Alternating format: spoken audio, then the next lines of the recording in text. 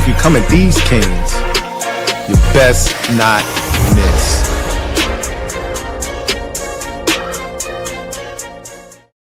Shout out to Gabe of the DC Defenders. We're back. Hey, Gabriel is on a roster in DC. I did not know that. I did not know that until just now. That's crazy. Congratulations. We gave him a job, man. We gave him a job. We got drafted. We shout out to Ed for making it happen, man. The champ is here. Tell him, Ed. The schedule just came out too, man. The schedule just came out too. So DC Defender schedule just when do they defend the title, Ed? March 11th is the first game. The first home game, I believe, is April 11th. So I'll be the champ don't start at home. They don't start at home? No, so we're Road Warriors. We're starting off hey, look, but we gave Gabe a job, man. We gave him a home in DC so he can carry on a legacy, man, because he was jobless out there. So I don't imagine they got banners. Would they get like a diploma for winning? So they should do a ceremony. They really should do a ring ceremony for the first game. That's what they should do. I know the NFL does this, the NBA does that. That would be lit. Need to do that. I'll be locked in. My son was like, Papa, we need to like lock in and really get down with the Defenders this year. I was like, you know what? Now that you say it, maybe because you want to, maybe I will. I was like, Ed would be so happy to hear you say this right now. Hey, no, the youth of America, man. Yeah, no, we had a fun time with the Broncos game, so I know Lil Rio would enjoy it. And of course, it's halfway cheaper. You don't have to worry about parking really down there like that. You just take the metro or park somewhere near there. It's definitely not. And it's warm outside at the time too. The games. We got coordinators, y'all. Yeah, buddy. It's the last time we spoke, we have coordinators on both sides of the football, y'all. Yeah, we do. It's still teams out here that don't have that, man. After 3 weeks of searching, we finally parsed through all the black candidates that DQ could line up, and we picked one. And this one, I don't know about y'all, but I'm starting to get excited about this one, man. How y'all feeling about Daronte Jones of the Brian Flores disciple being the new defensive coordinator of the Washington Commanders? How y'all feeling? I think first things first, everybody needs to get their immediate reaction and work their way to how you're feeling right now, because right. It's a little different.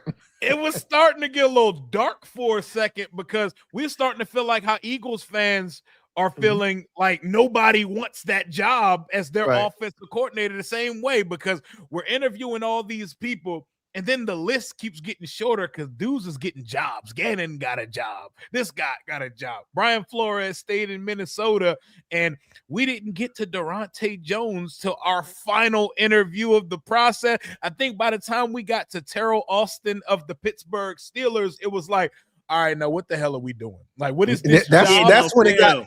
That was the point of the process where we went, wait a minute. All right, what we doing right now? What we doing? Are we desperate? Like, what's going on, man? It felt like how the Browns just came to Todd Monken. They probably begged him because nobody wanted that job. It felt like we were at a point where, like, okay, what's the plan here? Because I would love to know when the Daronte Jones, maybe Brian Flores came here just to tell them, hey, this brother I got on my staff, he's been ready. He ready.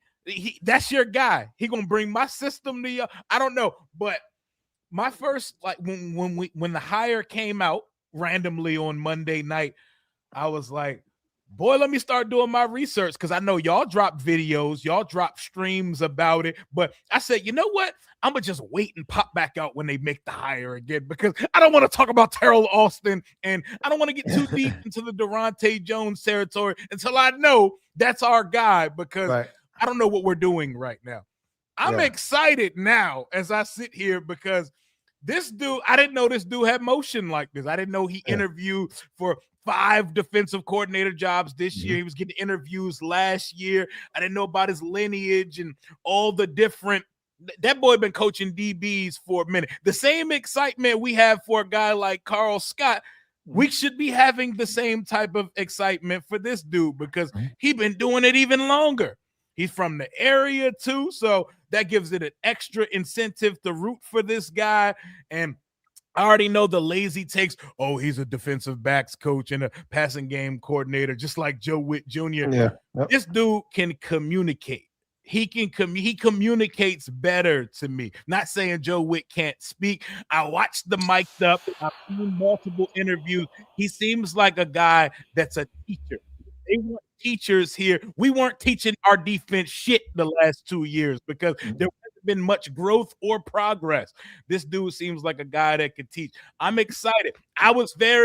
I have no opinion of it when it happened immediately. It was kind of the same feeling I had for David Blau. And then I immediately thought, oh shit, I think I really love this because Dan Quinn is reaching for the ceiling and not the floor. And we seem like some floor people. So that seems like a change of philosophy going into this offseason. So I'm excited as hell right now. Don't know how this is going to turn out. It could be an absolute disaster. It could be like we got 2 future head coaches running our offense and our defense. But I respect DQ for letting his balls hang, man. Welcome to DC. Welcome back to DC, Daronte Jones.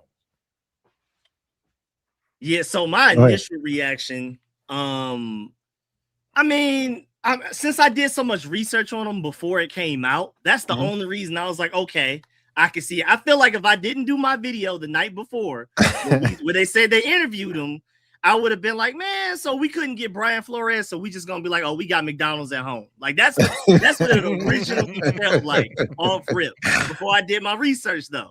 And so for it to feel so surprising and out of nowhere, there's a source, I forgot who it was, that said that like he kind of blew Dan Quinn away with his interview. And it sounded like we may have been leaning towards somebody else. This guy came in, absolutely killed his interview, and then Dan Quinn was like, oh no, though, this is the guy now. So like if it feels like to us, if this kind of came out of nowhere, it kind of did a little bit to where like his interview, he sold something to Dan Quinn, and then Dan Quinn was like, nah, this is it. I'm closing this off. I love Carl Scott, I love Al Harris, but this is the guy we need. So of course, after doing research, we're going to dive into stats and all of that.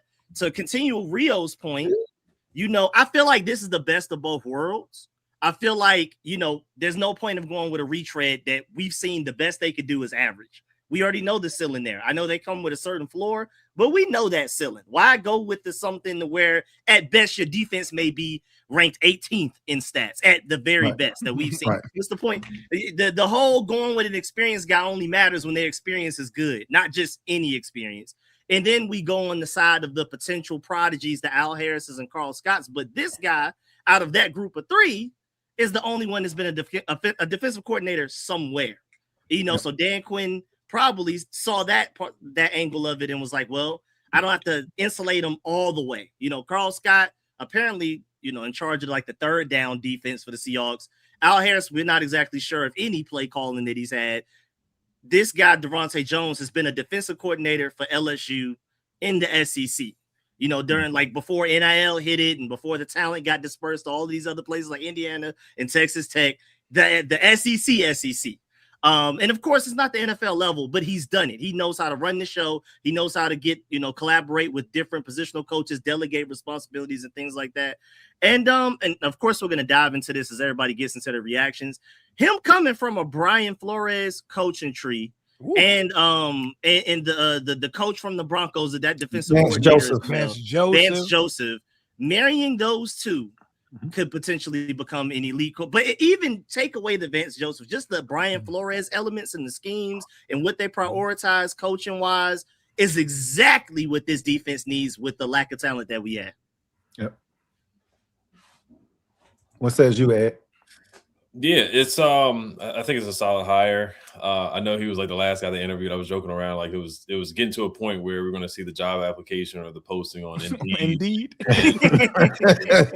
All of the job sites you can think of, man. It was getting to a point, especially with the Terrell Austin interview. Yeah.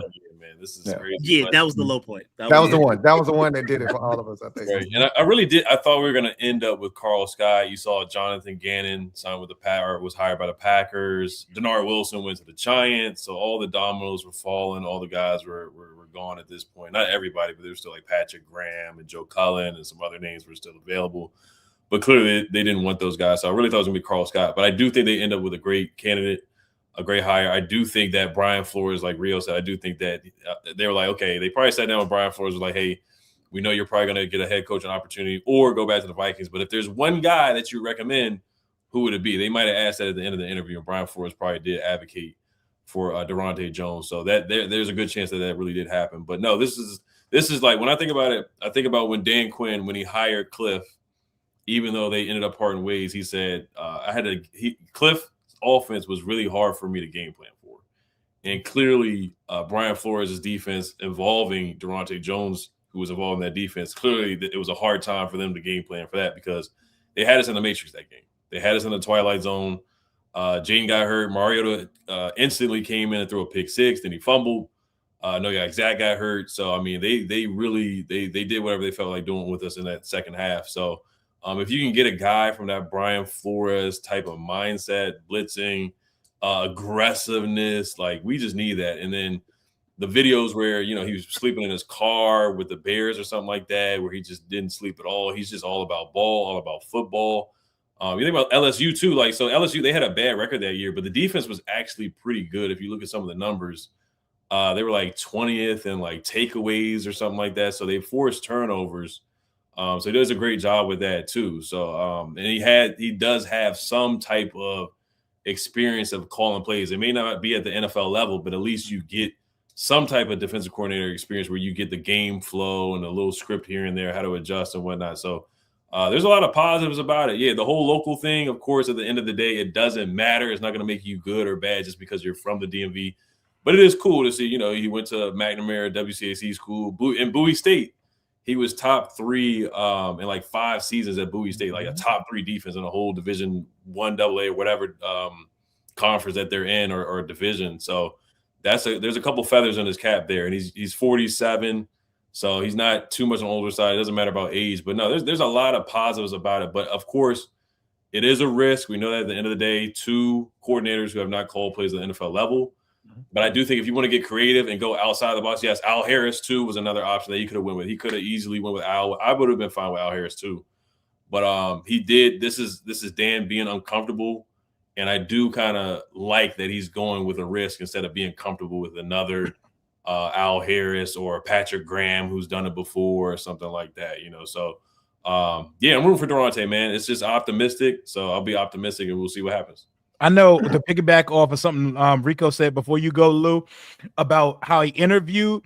I read something that he blew the Saints interview, like before Staley got the job last year, I believe, that he had a phenomenal interview with the New Orleans Saints, and they said he killed his interview with Dallas as well, and he was the runner-up for that job. I think Christian Parker got that job from Philadelphia. So apparently we got a guy that has a plan and who's been waiting for the moment. So he probably more prepared for this position than the guy we brought in for the offensive coordinator position. So this should be someone we could get a little excited about. And even to that the preparation thing. Wait, actually, Lou, go. No. Go ahead. No, I had it. Go ahead. Go ahead. Had it. It'll come back. He feels overqualified for the position. Honestly, he's a guy that bought his time. I mean, this is a guy. When you talk about a lifer and somebody that has like taken the path less chosen, but bought his time. I mean, this guy coached at Hawaii. He coached in Canada in the Canadian Football League for the Montreal Alouettes. Yeah, I like that.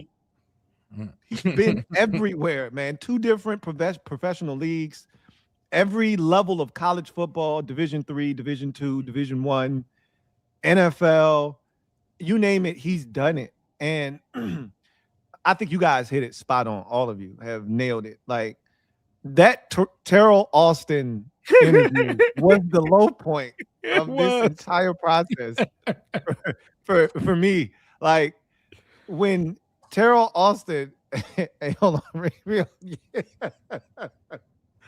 you froze. You froze for a second, bro. And you was weak, but your face was like, it caught me off guard. I'm telling you, some of this snow starting to mess with my stream. Hey, you good. It was just hilarious. But that was the low point for I think everybody when Terrell Austin was interviewed. I was like, okay, what the hell we doing now? Like now it's starting to feel like the Cleveland Browns head coaching job, the Eagles OC job. Are we getting desperate here? And I was like, DQ just adding another black to the, to the foray because he loves the blacks. He loves the blacks, man. We talked about this already. Man. DQ loved the blacks, and he had already compiled about a list of 7 or 8 of them during his process. I think he interviewed 9 guys for the DC job, and 7 of them were black. So, I just thought, okay, Daronte Jones is just. I really was all in on Carl Scott. So in my mind, I'm like, they just buying their time. They don't want to just be sitting idle because we'd kill them if nothing happened, if they were just waiting on Carl Scott. So they just wanted to keep busy and keep interviewing guys just to make sure they didn't miss on somebody. And maybe to Rico's point, maybe Carl Scott was the guy they were going to zero in on, and they were going to wait to see if they lost in the championship game. And if they did, maybe they would have gone all in on Carl Scott, but they won. And so maybe they pivoted. But if he killed the interview, because I literally did my Daronte Jones video, I think Sunday morning before the championship games. And then he was hired Monday. So it was kind of crazy because he just felt like another interview, initially. I hadn't done the research. So, the RICO'S video was like so informative because I had no idea who this guy was. 72 hours ago, I couldn't tell you. 96 hours ago, I couldn't tell you who Daronte Jones was. Same. Nope. Same. And so I was all in on Carl Scott, and so he just felt like another name. Okay, another dude that they're interviewing here. Just pick somebody. At this point, just pick somebody. I don't really give a shit anymore. You're not gonna pick anybody that's gonna move my needle. Just pick somebody. And then they picked him, and I was like, okay, they just finally picked somebody. I literally texted the group chat that they got to hire someone today, right? Like, what are we waiting for at this point? Like, they can hire anyone right now. They have to hire someone today. Hey, Rio, when the move happened, he was the one that broke the nose to me. I didn't even know. He was like, "Yay, a hire." That like literally, that's how he texted in the chat. Yay, a hire. So I knew it was some shit, right? Like, okay, who did they hire? Because I had no idea at the time. And I looked and I'm like, oh shit, it's the dude they just interviewed last, Daronte Jones. Okay. So I think most of us, I can't speak for anyone, but I think most of us that next day, all we did that day was find Daronte Jones content from search engine 15 months ago. Daronte Jones, just get all of it. Just give it. Hey, in our group text, it was just Daronte Jones link after Daronte Jones link. Just every time somebody found something, they threw it in the chat. Every time somebody found something, they threw it in the chat. Like, I'm out here watching Daronte Jones mic'd up as the Senior Bowl coach. Research and discovery team. We on it. Like, we were finding everything, bro. So I'd imagine that a lot of you all were out there doing the same thing, just figuring out who this guy is, what his philosophical beliefs are, what his journey to the NFL and to this particular spot was, and what his defensive scheme is going to kind of be based off of. You're just trying to get any tidbits about him that you could. And I learned so much about him over the last 48 hours. And I think one of the most intriguing things that I learned about him, outside of the things that really captivate me, like he's a psych major, because I'm a psych major. So all of those things, I get it. A lot of those things resonate as to how he gets through to people. I realized why DQ hired him. He fits in with that building, the way he thinks. He's more of a people person than he is a coach, right? So he cares about the man inside the helmet more than the guy with the helmet on. And that's DQ's approach. So I see that was something that probably blew them away. But the thing Rico highlighted that was like earth-shattering for me was this man literally preaches. I have it on authority. They did not preach turnovers. They did not teach turnovers. They did not emphasize turnovers the way they made it seem at these press conferences. This brother he has a whole philosophy on it. He has a whole philosophy, a whole presentation on how to get the football out. Like, a whole dissertation. Yep, he got an acronym. He had the 5 pressure points and then added 2 more. Yeah. And it's literally like a diagram of, well, if they hold it like this, hit it like this. If they hold it like this, hit it like this. If there's a second, we ain't had that here. That was the thing that made me go, oh shit, I think we got one. And you couple that with Vance Joseph and Mike Zimmer and obviously Brian Flores and all of these guys that he was under and learned from. And he talked about Flores so glowingly about how Flores is not in the box, right? A lot of people talk about thinking outside of. He's like, Flores ain't even in the box. This dude thinks so differently. And I learned so much from him. I'm like, okay, yeah, he gonna really be on that, really trying to stress the importance of understanding, because we had to dumb down the defense so much last year that it was like we were playing preseason defense in the regular season. And he's going to be the direct opposite, because you're going to be required to know your position and its responsibilities inside and out if you're going to play in this defense. I'm so excited to see where this goes. And to Ed's point, I got to give DQ some credit, man. I had to give him credit because I just knew DQ was going to do the safe thing. His job's on the line, bro. This is it for him. He knows he's not getting another job if this doesn't work. And instead of him doing the safe thing, hiring Darren Bevel to be his offensive coordinator, somebody he's comfortable with, coached with in the past and trusts, and hiring Patrick Graham as his defensive coordinator. Again, two guys with ceilings that we can see very clearly that don't go anywhere, right? Or Raheem, exactly. Instead of doing the safe thing, he went outside the box and he went and did the thing that I didn't think he could do, which was find two younger guys with that are unproven, but have immense talent, very respected around the league, and have a chance to be the wave of the future here. And I got to commend him for that, because I didn't think he had that in him. Nope. I did not. That shakes off all of the Rivera comparisons. Other than the bad time management, we'll see about the player evaluation. But as far as hiring wise, he's not hiring friends. He just fired one of his closest boys that he brought with him from another team with basically slightly less than 2 years of hiring the guy. And he had a chance to bring in an Al Harris, or he had a chance to bring in a Raheem. He didn't go with the familiarity route. Yep. And what I love about the scheme he's coming from, because again, some people are gonna say, you got McDonald's at home type of thing. But what I love in particular to this scheme, especially compared to like Al Harris of the Bears or even Carl Scott of the Seahawks, is that this is the most try-hard scheme, we're going to take this out of the talent, and we're going to make sure we put more pressure on the coaching. Like, we can elevate bad talent with this scheme better than arguably any defensive scheme in football. Like, with the Seahawks, you need at least, with that Mike McDonald scheme, at least a really good defensive line, like at the very least. The Bears have really good secondary players and a lot going on there as well.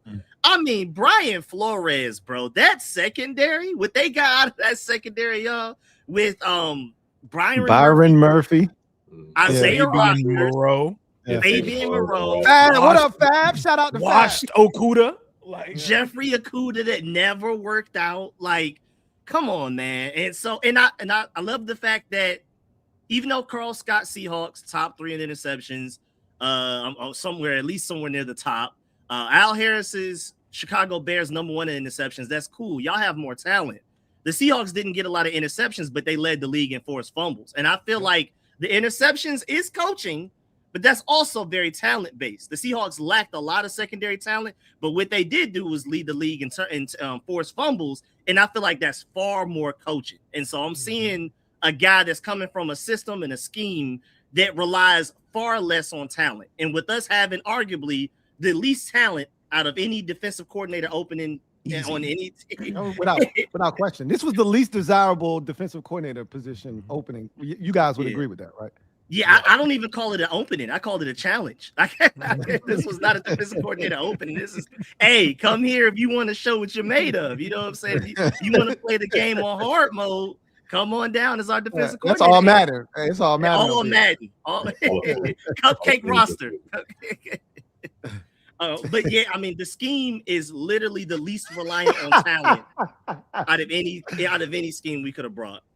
If you wanna coach a team who ain't got no Pro Bowlers, no All Pros, you don't got no guys in the backfield. Come to death row. Come to Washington.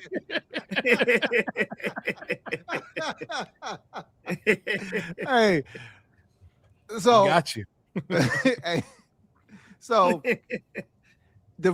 one of the questions I got for y'all now is Byron Murphy is about 5'9", 180 pounds, runs a 4.5 40, plays boundary corner. Y'all see where I'm going with this? Oh, you about to say Mikey on the outside boundary? So I'm asking y'all because I know one of the positions we really wanted to spend some money on this offseason was corner. I know y'all saw Reek Woolen on Sunday. I signed me up for it. It was like, well, he had that penalty. And then he got beat right afterwards. Like, yep. It was like, I don't think Adam Peters is going to want to sign him. I'm like, no, I'm good. Go ahead and get him. I'm good. I'll still take him in a heartbeat. He's definitely a dog. That's the kind of guy we want to sign up. But if you got Trey Amos on one side and they think Mikey can play, and he's it's almost like a doppelganger. Mikey is of Byron Murphy. Size, height, speed, tenacity, play style, ball ability, ball hawking ability. It's all similar, man. And so I'm just warning y'all. I want y'all thoughts on this. What do you think about Mike Sainristil full-time transitioning outside to boundary corner? I mean, if you would ask me this a year ago today, I would have hated it. I would have like, bro, put that guy back in the slot. But after a year of what we just saw with him in the slot, and he is too small to cover the bigger slot guys, the tight ends, the Drake Londons or whoever, but then he's too slow to guard the shiftier guys, put him on outside. He's the type of guy that needs the out of bounds as an additional defender to help him. And to your point, a great point. If they could get that out of Byron Murphy with Mike Sainristil being a younger version, I think it could definitely work out here. I mean, of course, you want more corner talent overall, but he's shown you, especially not only as coming from Minnesota, but being the DB's coach and the defensive passing game coordinator that helped Byron Murphy hoop like he did. I think Mike Sainristil can act. I wouldn't say he would necessarily excel, but we can get away with it. Yeah. Yeah, I'm not very comfortable going into this with Mikey being the plan on the outside. If we get to camp and what we've come up with during the offseason and through the draft is Mikey's going to get the first crack at the outside corner spot, that's one thing. We can't go into this saying we got an outside corner on both sides because we don't. Amos is one. There's a question mark on the opposite side of the field. Nothing Mikey has shown me in 2 years gives me the confidence that his little ass needs to be the plan on the outside. So I'm cool on that shit right now, man. What says you, Ed?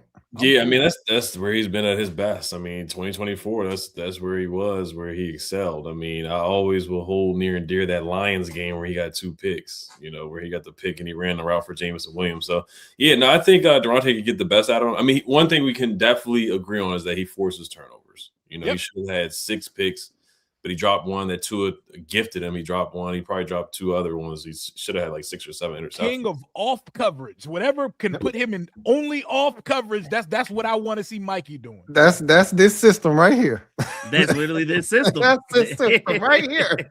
So yeah, whatever position he is, we'll just call it a turnover creator. Because that's what he can do. So you saw Isaiah Rodgers had a game where he had a pick 6 and a fumble recovery for a touchdown or something crazy like that. I think he had 2 picks, a pick 6, 2 fumble recoveries, and one of them went to the crib. So he had 4 turnovers. Quarterbacks, right? Yeah, it was just a backup. Yeah, it was the Bengals. It was Bengals. The Bengals. Yeah, there we go. Browning. Yeah, there we go. Right. Still a historical thing to do. So I'll still give him a little bit of credit. Yeah, because we wouldn't have done that shit. Versus no. Because they took the ball from Jamar Chase. One of those fumbles was taking the ball from Jamar Chase and scooping it up. So yeah. And again, to that point, they weren't up there in interceptions, which is I feel like a mix of talent and coaching, but they were number 1 in forced fumbles, which is more coaching than anything else. Yeah. And then about the diagram you sent about the whole fumble thing, with it was like Ray Rice on the picture. He's like carrying the ball. Yeah. I was like, why you got Ray Rice on the picture? But shout out to Ray Rice. It was that old. It was that old, I guess. It was old. Yeah, I'm just hoping it was when he was in his prime.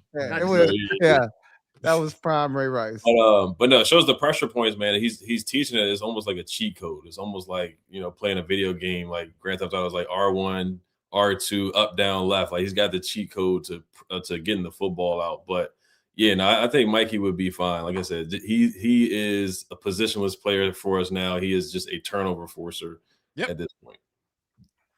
And I love it's back to the off coverage thing. I mean, literally the best plays he made is he's a little bit back from the wide receiver and he's playing forward. He's going towards the ball when he thinks the ball is about to come out. He's reading the route. Cheat zones. Yeah. Like robbery. That's what your job here is, to find the football and steal that shit from the other side. And this guy, I mean, him and Brian Flores match coverage. You can only consistently do well against these offenses in the NFL right now with the talent, with the quarterbacks, with the geniuses on the other side calling offensive plays. Match coverage is the only way you can week in, week out be a consistently good team in coverage. And so he's going to bring some of that. There's probably going to be some bumps in the road early. It may look ugly in the beginning, but he's going to force us to learn it. I love that he has that college background because I feel like the brightest minds defensively, if you look around the landscape of the NFL right now, the best and brightest minds have touched college soil, right? Mike McDonald, Jesse Minter. These are the wave of the NFL, right? Yeah. Guys that have been in college. Because I think we're seeing so much infusion of the college game because so many of these young quarterbacks that we insist on playing day one come in here and they are never under center. You don't play at Georgia, you don't play at Bama, you're not getting under center. You're in the pistol or the shotgun exclusively. And you're in these spread offenses. And so what do you do to make a guy comfortable that you want to play day one? You bring in some of those college concepts that he's comfortable with. So you're seeing more of the RPOs. You're seeing more. We're seeing teams run read option now, right? Speed options where they're faking the pitch and quarterbacks keeping the ball. Like we're seeing so much more of the college game integrated into the NFL. And these college coaches, these defensive coordinators have to defend so much that when they get to the NFL, like, oh, this shit is easy, right? Like they're not doing half the shit they doing in college. That's why Dan Quinn and these dilapidated coaches thinking what worked 15 years ago, it's not working right now to that point. And you're seeing so many of these young guys that come in here play that zone that you're talking about, Rico, that match coverage where, you know what I mean? It's so many different responsibilities. If this guy goes out here, it's his responsibility. You're funneling the football to certain areas of the field, right? And the coverage is, it's crazy because I've been watching these videos. It's this guy teaching essentially this scheme. Obviously, the terminology is different, but this is exact same scheme. And it's just amazing to see when it works, what it looks like when you get 11 guys on a string playing it together.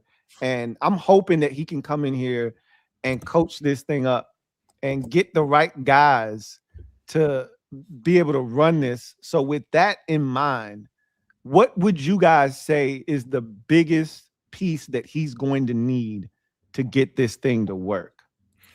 I know a position that I was definitely looking into and wondering if maybe Luvu could be it. I've heard a lot of people talk about this outside linebacker that can disguise as either an edge or a coverage guy, like the Van Ginkel in the Minnesota defense. He's huge, bro. He is so good. He's someone that nobody. That's not Frankie, about. Though. That's not Frankie Luvu. I don't know if that's Frankie Luvu. We need that. We need that person because this defense thrives in confusion and deception. Are we sending 7 or are we dropping 7 back into coverage? Like you don't know until the ball snap. We need some players that when you see him, you don't know which one it's going to be. We got a bunch of edges that we know damn well they ain't got no business being in coverage. So we need some of those. That's why when you said, is it Frankie? Nah. It ain't Frankie. Absolutely. It ain't Frankie. And we need to figure out what Frankie's identity is for this team going forward. But I'm very intrigued of what the linebacker position is going to be in this defense going forward. The linebacker position is something I have circled. Like, based on everything I've heard about what they want, Bobby Wagner seemed like he may be too old to do what that position entails for this defense. So it's linebacker for me. Yeah, because he loves a 4-2-5. He loves that 4-2-5. So, I mean, instead of splitting the field in threes, you split them in twos with usually just two linebackers on the field a lot. Bobby Wagner can't cover that type of ground right now. To your point, Rio, I completely agree. And so linebacker is a huge one. I would say another one is safety. That's why you kind of – this hire made me look at Caleb Downs like, wait, maybe they may prioritize him because they need a guy. I mean, his whole thing is versatility. And Caleb Downs is as versatile as it gets. Now, granted, physically, he may not wow you in any particular way. He may not have he may not be the fastest, the biggest, the strongest, or anything like that. But he can do everything really well, I feel like, when he gets to the next level. If you need a bigger nickel, a split safety, a single hot, like he could do all of the confusion that Daronte Jones is going to want to deploy here. Caleb Downs would be at the center of a lot of it. Like, he would be the quarterback on the other side, not knowing what's going on. Is Caleb Downs doing this play? Is Caleb Downs doing that this play? I think Caleb Downs' stock definitely went up with the hiring of a Daronte Jones.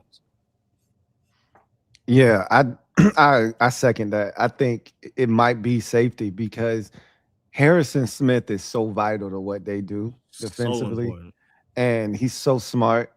And even though he's not the most athletic anymore, he's so smart and savvy, and he really gets everybody lined up, put in the position that they need. And then we've all seen this Brian Flores defense and how there's at the snap, right as the ball's about to be snapped, 9 guys at the line of scrimmage, and then 5 of them come screaming out of there. 2 safeties, and the linebackers get depth, and you went from screaming out, protection, sliding it left, all of this, to now you kept your tight end in, you kept your running back in, and all of these guys drop into coverage, right? And Harrison Smith is such a huge part of that. I think there are some pieces here that you may be able to carry over, but both of you guys make great points. Like, you got to find that Andrew Van Ginkel, and I think you got to find a Harrison Smith if you're going to make this thing work. And what says you? Yeah, so Eric Wilson's a free agent. I know he's going to be 32 soon, so I know everybody's sticking their nose up at anybody over the age of 30. But he has 6 sacks. We got trauma over here, Ed. Man, we got scars, bro. Right, and that's the thing about Harrison Smith too. He's 36, so I mean, he's about to retire. He may come back one more year. It'll probably be with the Vikings. But Eric Wilson I think he still has some left in the tank. And unlike he's 31, so that's the younger side of 30. We're not talking about 36 with Bobby Wagner, 36 with Zach Ertz. This is the younger side of 31. So I do think they should consider him in free agency if he is willing to leave the Vikings. He has 6 sacks, 4 forced fumbles, led all linebackers in forced fumbles. He creates turnovers, had a bunch of tackles for loss, a bunch of pressures. He actually led the league in pressures last year among linebackers. So he's a guy that I think that we could take away from the Vikings that somebody take a look at. I still feel like edge should be the number 1 spot to look at pick 7. But, of course, it does change things. Like, Sonny Styles may be in the conversation now. Hell, yeah, he better be. Downs. Oh, he most certainly is. Yeah, he's in the conversation. Caleb Downs is in the conversation. I mean, he was already in the conversation anyway. If he's there.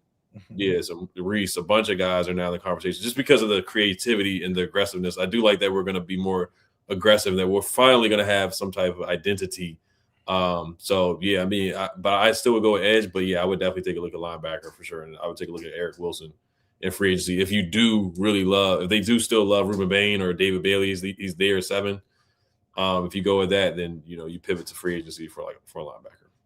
And I mean, to your point about being aggressive and having an identity, you literally don't get more aggressive than this. This is the most aggressive defensive scheme in football. So this is going to be really fun just to go from one opposite to the complete polar opposite the next season and see how long it takes for them to do it. Is it going to be week 1? We're already going to be showing cover zero blitzes and things like that? Or is that going to take time to like mid-season to really see the vision that Daronte Jones has for this defense? And so I got a question for y'all. I'm pretty sure y'all saw this.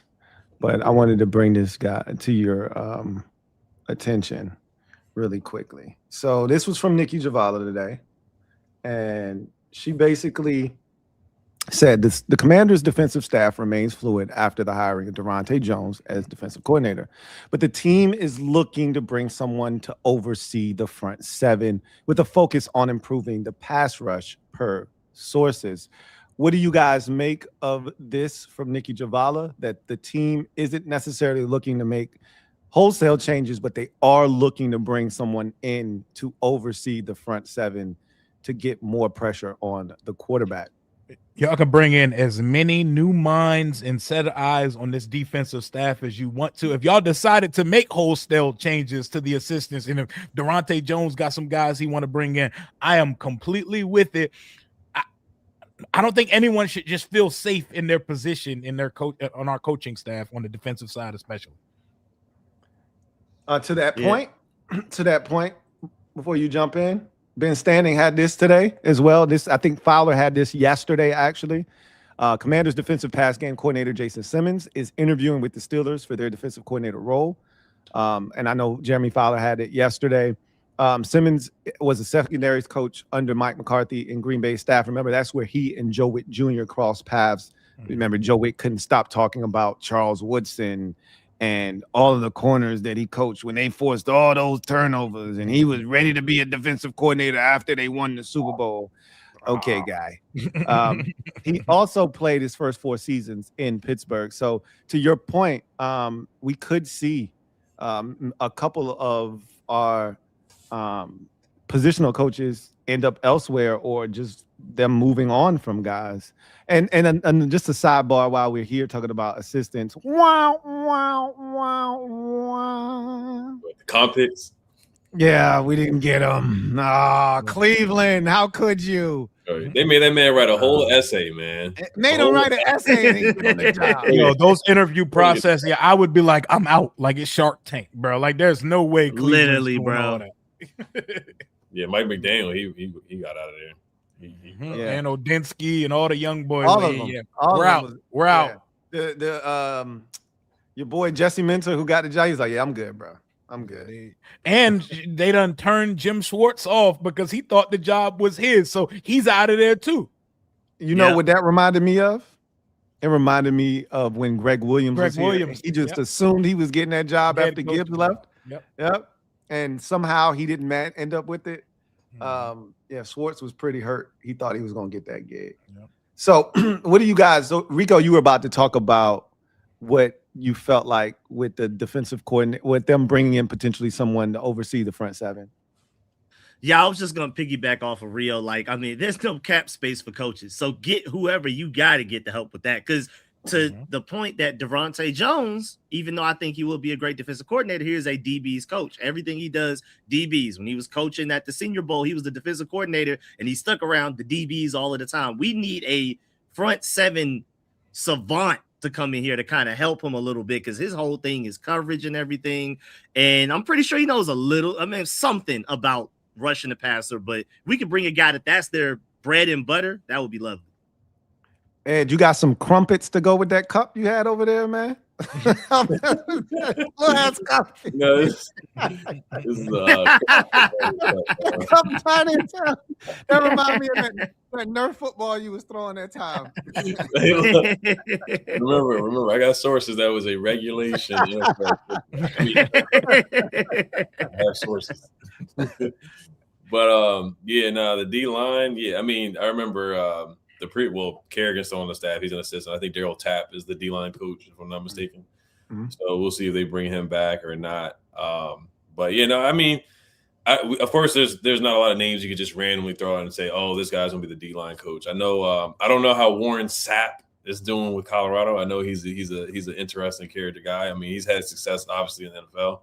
Mm-hmm. And he came and I'm about to say, remember he came here when Ron was here? Yeah, he would always, say like, oh, man, I'm going to get these guys right. There's 4 first-round picks. I'm going to get these guys right. So he would always come into training camp and whatnot. And, it would work out, every year. It was the same thing with those guys. But, I'm intrigued to see what they do. I mean, I don't know how Warren Sapp has done with Colorado. But, I mean, maybe he could be a name that they throw in there. So we'll see what happens. I'm intrigued to see what happens. Anybody that can come in here and help enhance this pass rush, because one of the things I don't think we do well is we don't use our hands as pass rushers here in Washington. You either rush with speed or you rush with power. Few guys on our roster rush with both. There are no counters. I get giddy when I see a spin move executed here by anybody on this team because nobody spins here. We don't have a pass rush bag, so to speak. So if somebody can come in here and teach these guys anything, I mean, I just think about some of the guys that I've seen so much growth from them from their time in college to entering the league and where they are now. Like Daniil Hunter, he was so raw coming out of LSU. He's so good. He is so good now. So He's got refined. such a bag. Yes, he is. Spin move, bull rush, speed to power, long arm of the law. Uses his hands. He knows what to do with his hands. It's amazing. And I mean, even Jonathan Grenard has grown from when he was a pass rusher at Florida to where he is now. You think about both of those guys, and the common denominator there is they both were in Minnesota for an extended period of time. So Jonathan Grenard was good in Houston, but he really peaked. He really reached his apex in Minnesota. And so there's something that, has to be said about that. And I don't know if the guy that they're, looking for is in Minnesota necessarily, but I appreciate them leaving no stone unturned when trying to fix this defense. I got to say, again, I've been really impressed with DQ this offseason because while he's making moves that doesn't suggest his job is on the line, he's moving like a dude that understands that his job is on the line, right? He's moving like a dude that is not going to leave anything to chance in terms of what I can do to try to put this team, this staff in the best position to succeed. I'm going to make sure that I'm not showing any favoritism, although they did hire Doug Williams Jr. as the quarterback. Or the flip side to that is that his job security and his leash is a lot longer than fans realize, and that him and Adam Peter are very comfortable in their 5-year contracts. So then that takes me to this next one, and then we'll get to a quick break and come back on the other side. Did y'all see the rumor? And that's all this is. We cannot substantiate this. That Adam Peters' first choice was Mike McDonald, and that the Seahawks swooped in with more money. Because if you remember, if you can go back in time and in your mental Rolodex, they met with him and they said it went well. And then all of a sudden, the next morning, he was on a plane to Seattle. The Athletic said we offered him the job, and I've seen things that say we weren't willing to go past 5 years, and he got a 6-year deal with Seattle. So those things kind of track, man. What's also really interesting about that, if true, remember how, because look, I get it. They do this for everything, right? Revision. Josh Connolly was our guy the whole time, right? Of course he was, because that's who you drafted, right? Oh, yeah. Trey Amos was our guy the whole time. We weren't going to trade the pick. I would imagine McDonald was the first pivot after Ben Johnson hoed us. Yep. So Ben Johnson was definitely, because you know how they spun it afterward. Dan Quinn was always the guy, right? And then something later came out that they didn't want to have a first-time general manager paired with a first-time head coach. Bullshiggity, okay? They wanted Ben Johnson. He shunned them. They wanted Mike McDonald. Both of them would have been first-time head coaches. He shunned them after they probably, I don't want to say lowballed him, but Seattle outbid them, right? That's when they pivoted to Dan Quinn. You let them tell it.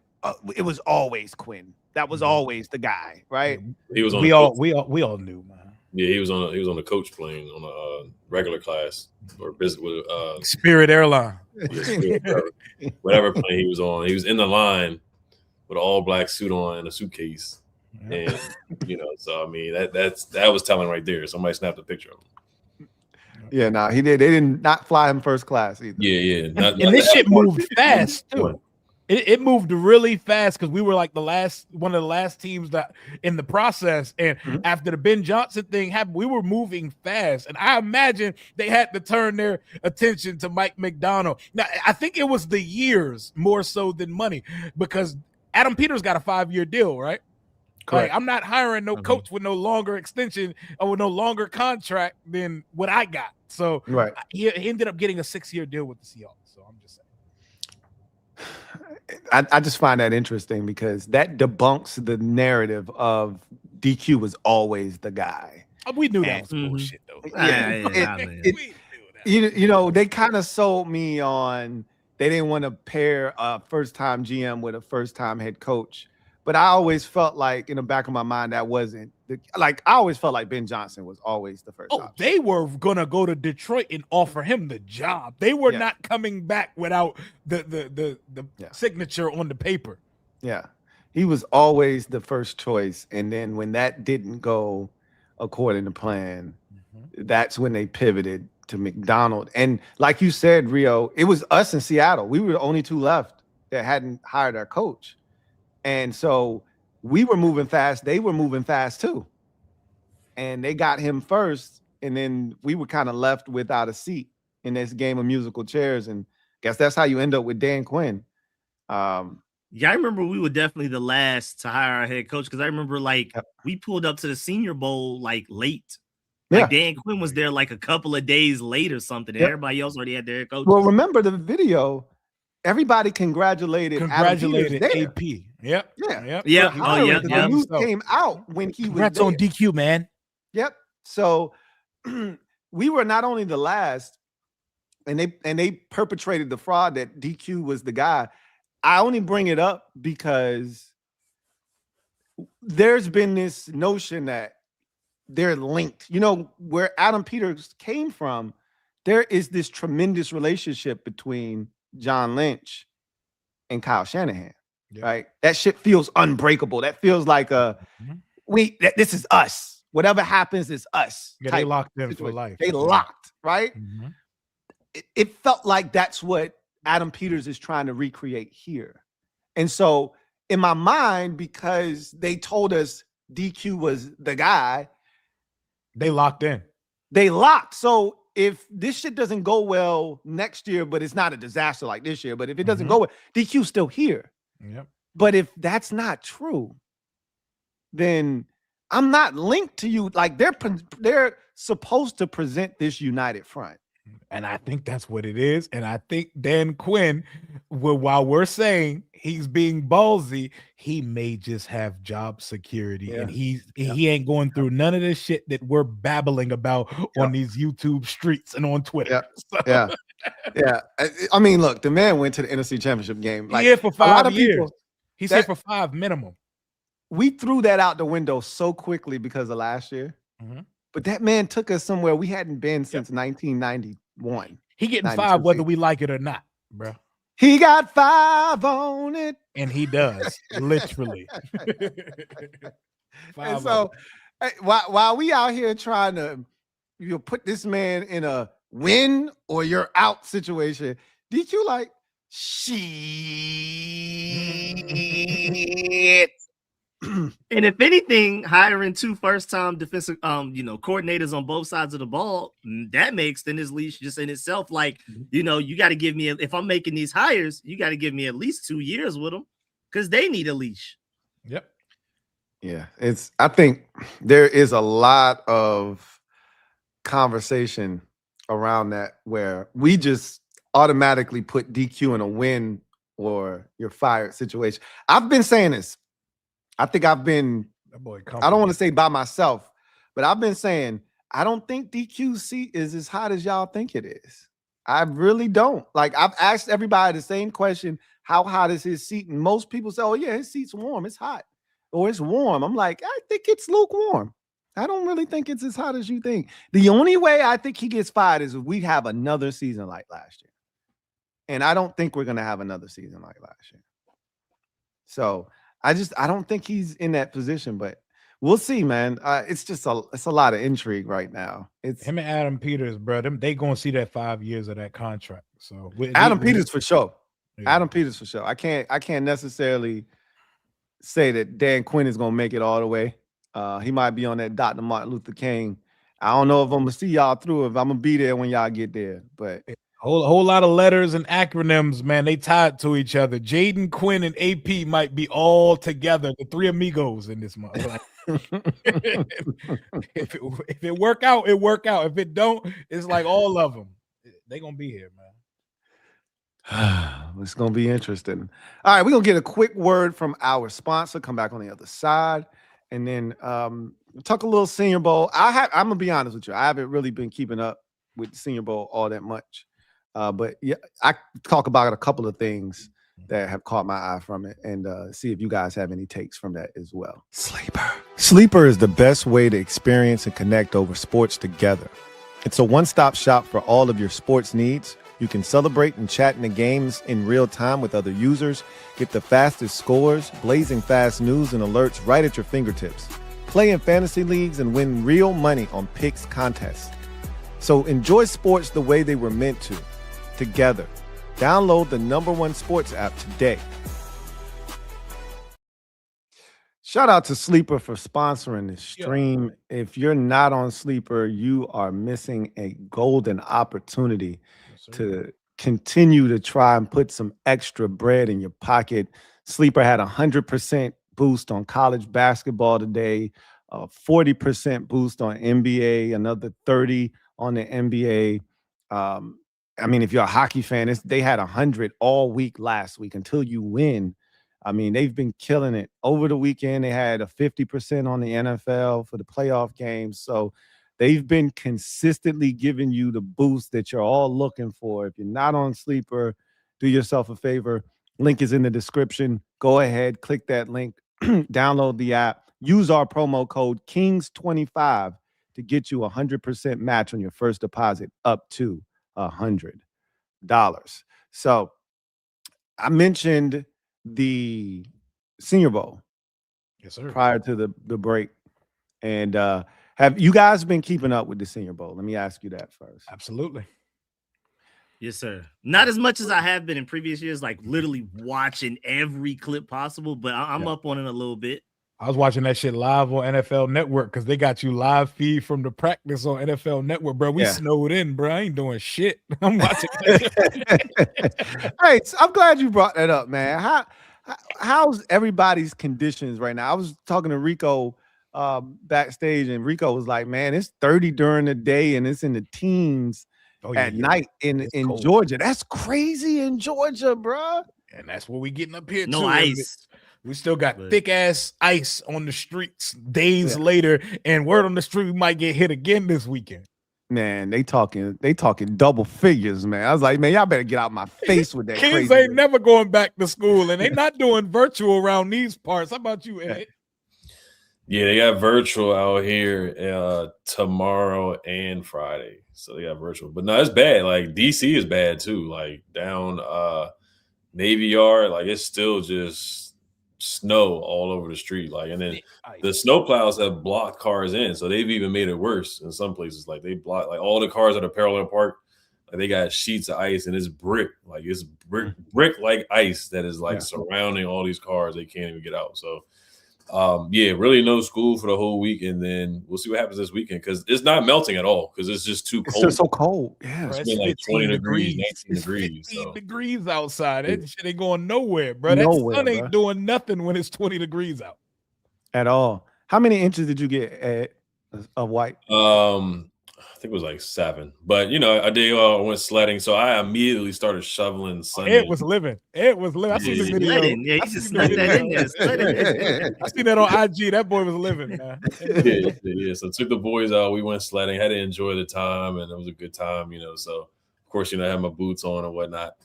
But we had a good time. If only y'all knew, man. He went out in the snow just to get the ad off, bro. Hey, Ed's a marketing genius, man. Ed is a marketing genius. Hey, everything is product placement, man. You can't knock it, man. He ain't a businessman. He's a business. He's a businessman. Now let him handle his business. Damn.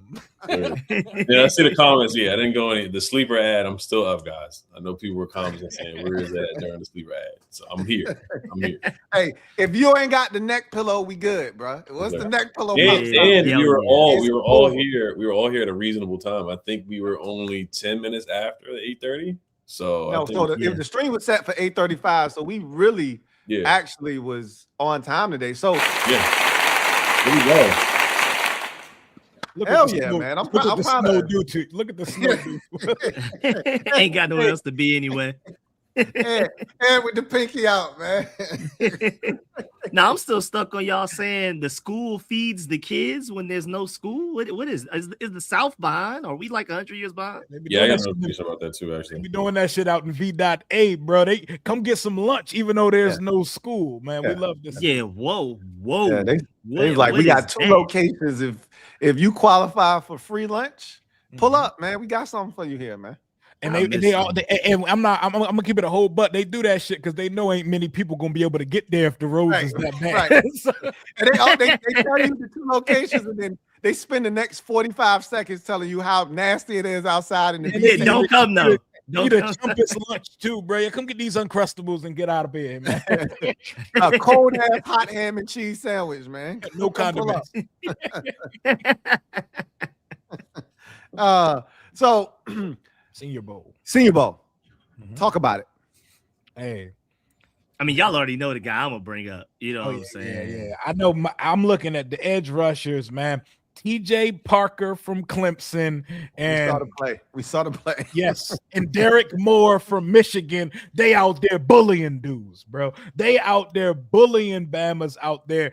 Zane Durant, the defensive tackle from Penn State, bullying dudes out there. And a sleeper. Shout out to Sleeper, by the way. My sleeper, the wide receiver that I watched during the season that I'm paying attention to at the Senior Bowl, Louis Bond from Boston College, bro. Watch him run routes, watch the hands, watch the late hands, watch him and tell me you don't see NFL wide receiver, bro. He just looks the part of a guy that's going to plug and play on day 3 and come in and play for somebody in the league. Louis Bond, keep your eyes on him, man. What you got, Rico? You know, shouts out Georgia State. I went there dual enrollment during high school. So, you know, they're my peoples over there, man. That boy Ted Hurst showing out. Now, granted, he started at Valdosta, and also shouts out to Valdosta. I got friends and family that went there.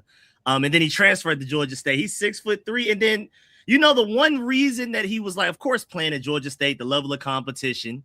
But also he used to be like 185 pounds, they said during the season. Boy, he showed up to the Senior Bowl, 207 pounds. He's 6'3". Go look at his cone drill too, bro. That doesn't look like somebody 6'3", nearly 210 pounds moving in that cone drill. And then of course, day one, a lot of people, you know, depending on who you asked, felt like he had the catch of the day. And then he went into day 2 doing the same stuff, missed the contested catch guy, way shiftier than you think. He may secretly be one of those guys that sneaks into even, I mean, again, coming from Georgia State. Yeah, I don't know if y'all know, they just got a team in like 2016, like the football team just got invented, and I think their first ever opponent was Alabama. Alabama scheduled them, paid them a bunch of money to do it, to embarrass them. But I remember like we used to have shirts like still undefeated before Georgia State ever played their first game.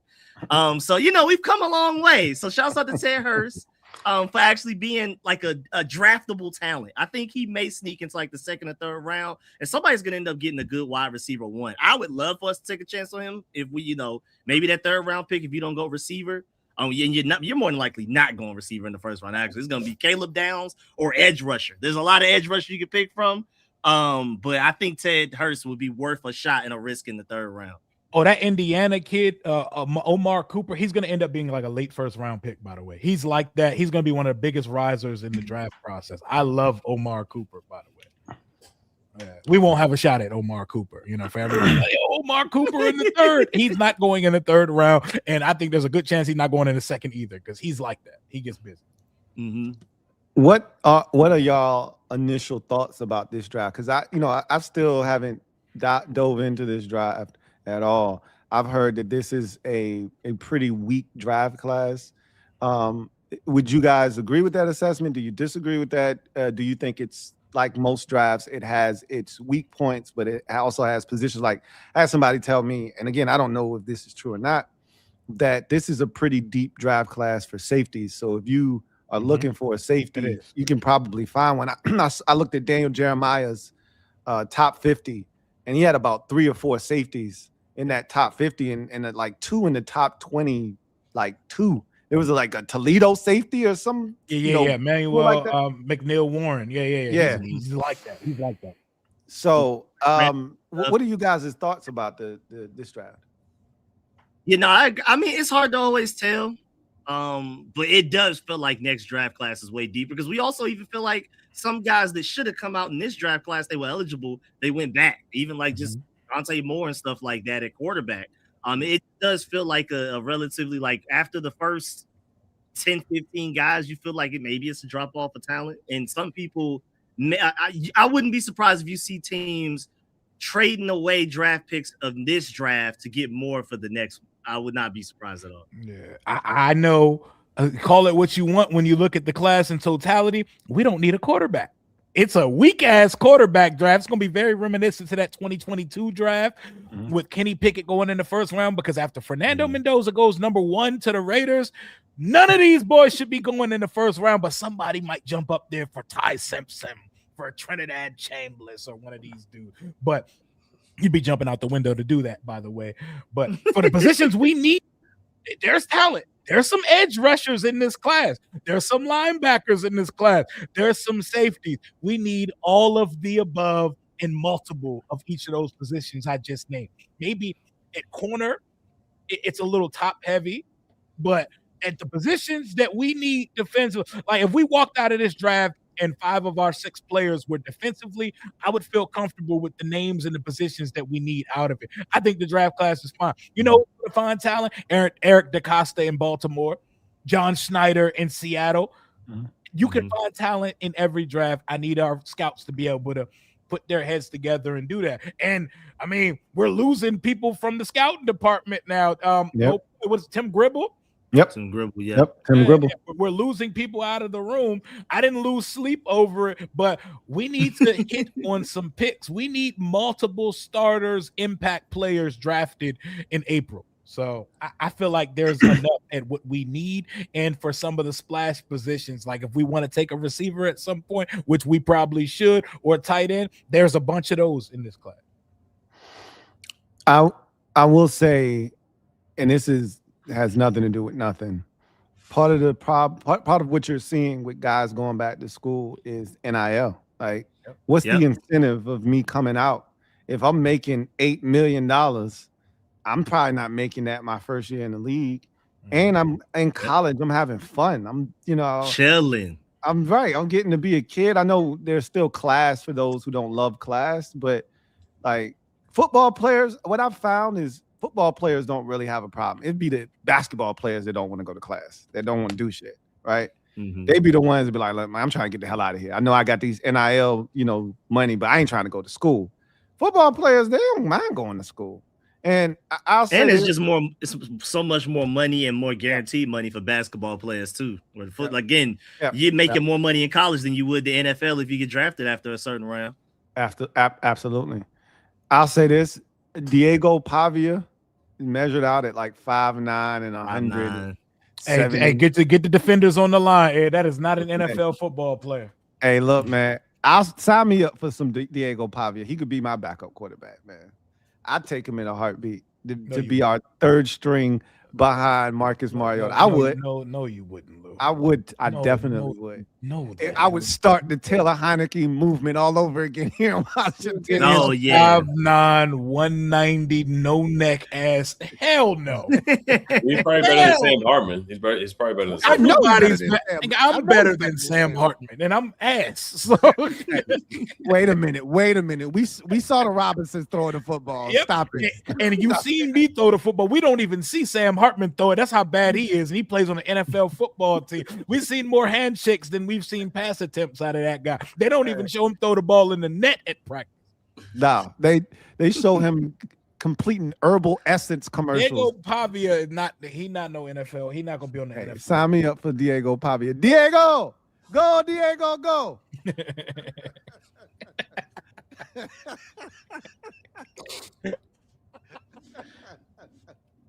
All right, let's get to the comment section, man. That boy gonna be speaking Albuquerque, whatever that team's. I couldn't even make the reference because I don't even know what the team's called. Hey, and tell us one of them obscure Albuquerque. The St. Louis Battlehawks, Taylor Heineke, Jordan. There you go. He put him on the Battlehawks, man. Couldn't even complete the joke. We got the Michigan Panthers too. They had a couple guys. We actually just one of our reserve future contract guys, Quantrez Knight, I believe that's his name. He played for the Michigan. Names, man. Oh yeah, the way you gotta spell his name, man. Names. Oh my God, that name is every undesirable letter that you could imagine. He should have sued his parents the day he turned 18. I saw that spelling and was like, "There's no way." Yeah, and then the Key and Peele skit where they're doing the whole. Yeah, absolutely. that was crazy, bro. Commanders for life. Thank you for the super chat. Greatly appreciate you. Who writes? King Shiggity had me dying today on his sleeper ad, taking over the Von Miller's sack. What? So that was over on Von Miller's sack. So that was taking up more on a Von Miller tackle of the quarterback while they're throwing the football. Because we all knew he was going to get that bonus against the Eagles. So I took the more on his tackle of the quarterback. Gotta see where you're going with this. Right, there we go. I said, y'all grow up. Yeah, right, there we go. But everybody knew, and it hit because we knew Vaughn wanted that bonus, and he got the bonus on Tanner McKee. So it hit Commanders fan. Y'all are terrible, man. Greg Moore, thank you for the super chat. Greatly appreciate you. Greg writes, "Hey Ed, do you have a Defenders channel? I went to a game last year, got locked in. LOL. I just don't know. The team can't find much content. Hey, there could be a pocket for that, Ed. You might need to go ahead and add that to the. You don't need to make a channel though. You just need to do it on your add it on your joint, right? Exactly. Yeah, I'm just doing on my own channel for sure, Greg. So stay tuned. I will be at least 2 games this year. So it's gonna be a blast, man. The beer snake and all that. It's gonna be a lot of fun. I'm excited for everybody. Shields up with King Shiggity. Super Bowl that's pretty catchy. Yeah, defending the district. Yeah, Greg. Last year we had a great watch party at Nighthawk Brewery. We had a great time. It was a lot of fun. We won. So I mean, we'll do that again. And then I'll be there at some of the games this year too. There's only 4 or 5 home games. It's not that many. It's 3 home games, I think. That's crazy. They don't start at home and they the champs, bro. That's wild. Yeah, Road Warriors. It's so crazy. But we'll talk. We'll see what. I don't know what number Gabe is wearing. I want to see what jersey he's wearing. But I think 21. He wearing 21. What you mean? Okay, he got to wear 21. So they're gonna let him. Okay, they probably will let him. How y'all gonna defend if you on the road? Why can't y'all be home? I mean, it's not like they putting a banner out. You know what I'm saying? They get a little diploma. At Audi Field, yes. Audi Field, yes. We need to have a banner at Audi Field. They probably get a little trophy like when ankle biters when you had the end of the season banquet. DeAndre Baker about to go for defensive player of the year this year. They got the same ring we got from Mr. Pink. I was looking for it. Mine in my bag right over there. They definitely do their trophy banquet at Golden Corral in one of them rooms you reserved. Wow, so we had the parade at the Wharf. We had the parade at the Wharf, DC. That was a great time too. That was a heck of a time. The end of season, but they had a holiday party for them. That's what's up. Yeah, that's what's up, man. Nice parade. Craig. Mixer. Yeah, I'll make some content for everybody. They hit him with the Commanders draft season. He said a mixer. Sangria specials for the championship. It's the beer snake, man. We had that beer snake going, man. So my son said he want to get into it, so I'll be watching. Hey, Ed, Rio gonna be defending the district, bro. Go ahead. Rio gonna be locked. I'm gonna be watch seeing party. Rio with a vlog on his channel. The watch party, the live watch party for the Defenders. We lit. Hey. We lit. Hey. Oh man. McAllister, thank you for the super chat. Greatly appreciate you. Thank you for the dime. Who writes, shout out to the Kanks. Shout out to you, McAllister. Yeah. As an MSU alum, Daronte Jones is our guy. State. He said, Vikings did us so filthy. I wanted anyone from that defensive staff. If we draft at 7, I need a dynamic player. Greater need, we need it all. And that's a good point, too. Like, if there was any defense that embarrassed us the most last year, it was the Vikings. They had Jaden and Cliff in the Matrix. Yeah. Jaden had the opening script, and after Debo dropped that pass, it was all downhill from there, bro. I felt like we didn't move the ball again the rest of the day. Yeah, the only time we moved the ball again was the interception because he was on the move that drive. Yeah, but that was also 4th down. He got picked off. Yeah. So, remember, Cliff went to the podium and was like, "Yeah, we didn't really have an answer for anything." Yeah. Cliff told us before the game during the week that he wasn't even going to try to prep for them. It was too tough. We're just gonna run our shit and see how it goes. And I almost forgot to. John Com interviewed the ESPN representative for the Vikings, and he said that his word would have been shocked if Brian Flores left for a head coaching job and Daronte wouldn't have been promoted to defensive coordinator for the Vikings. They really wanted to keep him around, and they kind of like trying to keep it on a hush. Yep. And they were hoping like other teams wouldn't find out how great of a potential defensive coordinator he was. And anywhere you look on the internet, I was literally working on a video for that. Like the Vikings fans are like, man, I'm happy for him, but I'm sick. Yeah. I'd seen videos saying that they were anticipating him getting the job if Brian Flores moved on. So they were actually looking forward to it. Like they almost was like, hey, Brian, you can go, bro. We good. Before we lose our guy. Yeah. You can go, bro. And I can't tell you how many Vikings fans have reached out to me and been like, hey, y'all got a real one, bro. Yeah, I got a real one. Like things we love to hear. Yeah, Sarah, my girl Sarah, she hit me up today during my video, and she was like, "Hey, y'all got a real one, bro. He turned that secondary won't shit." We listed the names. It still kind of ain't on paper. Yeah, and she was like, and he did wonders with them. He was like, "Y'all got a real one, man. Shout out." I said, "We're gonna take care of him, man. We're gonna take care of him." And guys, don't be in our chat asking for Fabian Moreau. Don't be in our chat. Hey, don't do that. Y'all stop, man. Hey, shout out to Fab though, man. Fab had a good season last year. What's up? Hey, man, I'm proud of him. Because they don't want Noah I, so I mean he could be the Noah I replacement. I'm good, man. Jonathan Jones or Noah I, one of them. Yeah. I'm cool. F-A-B-A-B-I-A-N. No. I'm cool. I'm cool. Hey, I'm glad that worked over there, man. Hey, shout out to y'all for that. I don't know if lightning strikes twice, man. You got Fabian to work in the purple. I don't know if he can get him to work in the burgundy, man. If you're going to say lightning strikes twice, you got to say it like Joe Davis, man. Lightning strikes twice in Washington. Oh, the good old days, man. I don't know. Terry McLaurin. I just want to bring the good times back, man. That's all. Fab is probably one of my free agent predictions. I do think that's a realistic option. I think that's here we go. He's my Nick Westbrook-Akine. Oh, okay, because he's your Tyler Conklin. Mine this year is Tyler Conklin. Oh yeah, that's gonna be the title. I'm not as upset if we get Tyler Conklin. I don't want Tyler Conklin. Yeah, but I'm not as up. Nick Westbrook was not allowed to come here. He was not. It was not okay if he had to come here. Yep. That was the problem for me. I'll take Tyler Conklin starting for the team if need be. But Fabe, I'm cool. Yeah, no, we definitely. What is he? He's got to be 30-something. 31. Right? He's got to be 30. He's a young 30. Remember? Yeah, get him out of here. Get him out of here. He's a young 30. We got to stop these age politics of. That's he's a young 32. Like no. That's how old he's on the younger side of 30. So I'll take that. Hey, I want to introduce my brother Adam Peters to the words. Just got off their rookie contract this cycle of finding talent, bro, because good GMs are like, okay, this guy didn't pop off coming off his rookie contract, but I think he fits what we do, man. Like we gotta I shout out to my guy JP. I got dudes still trying to force Trey Hendrickson over here, man.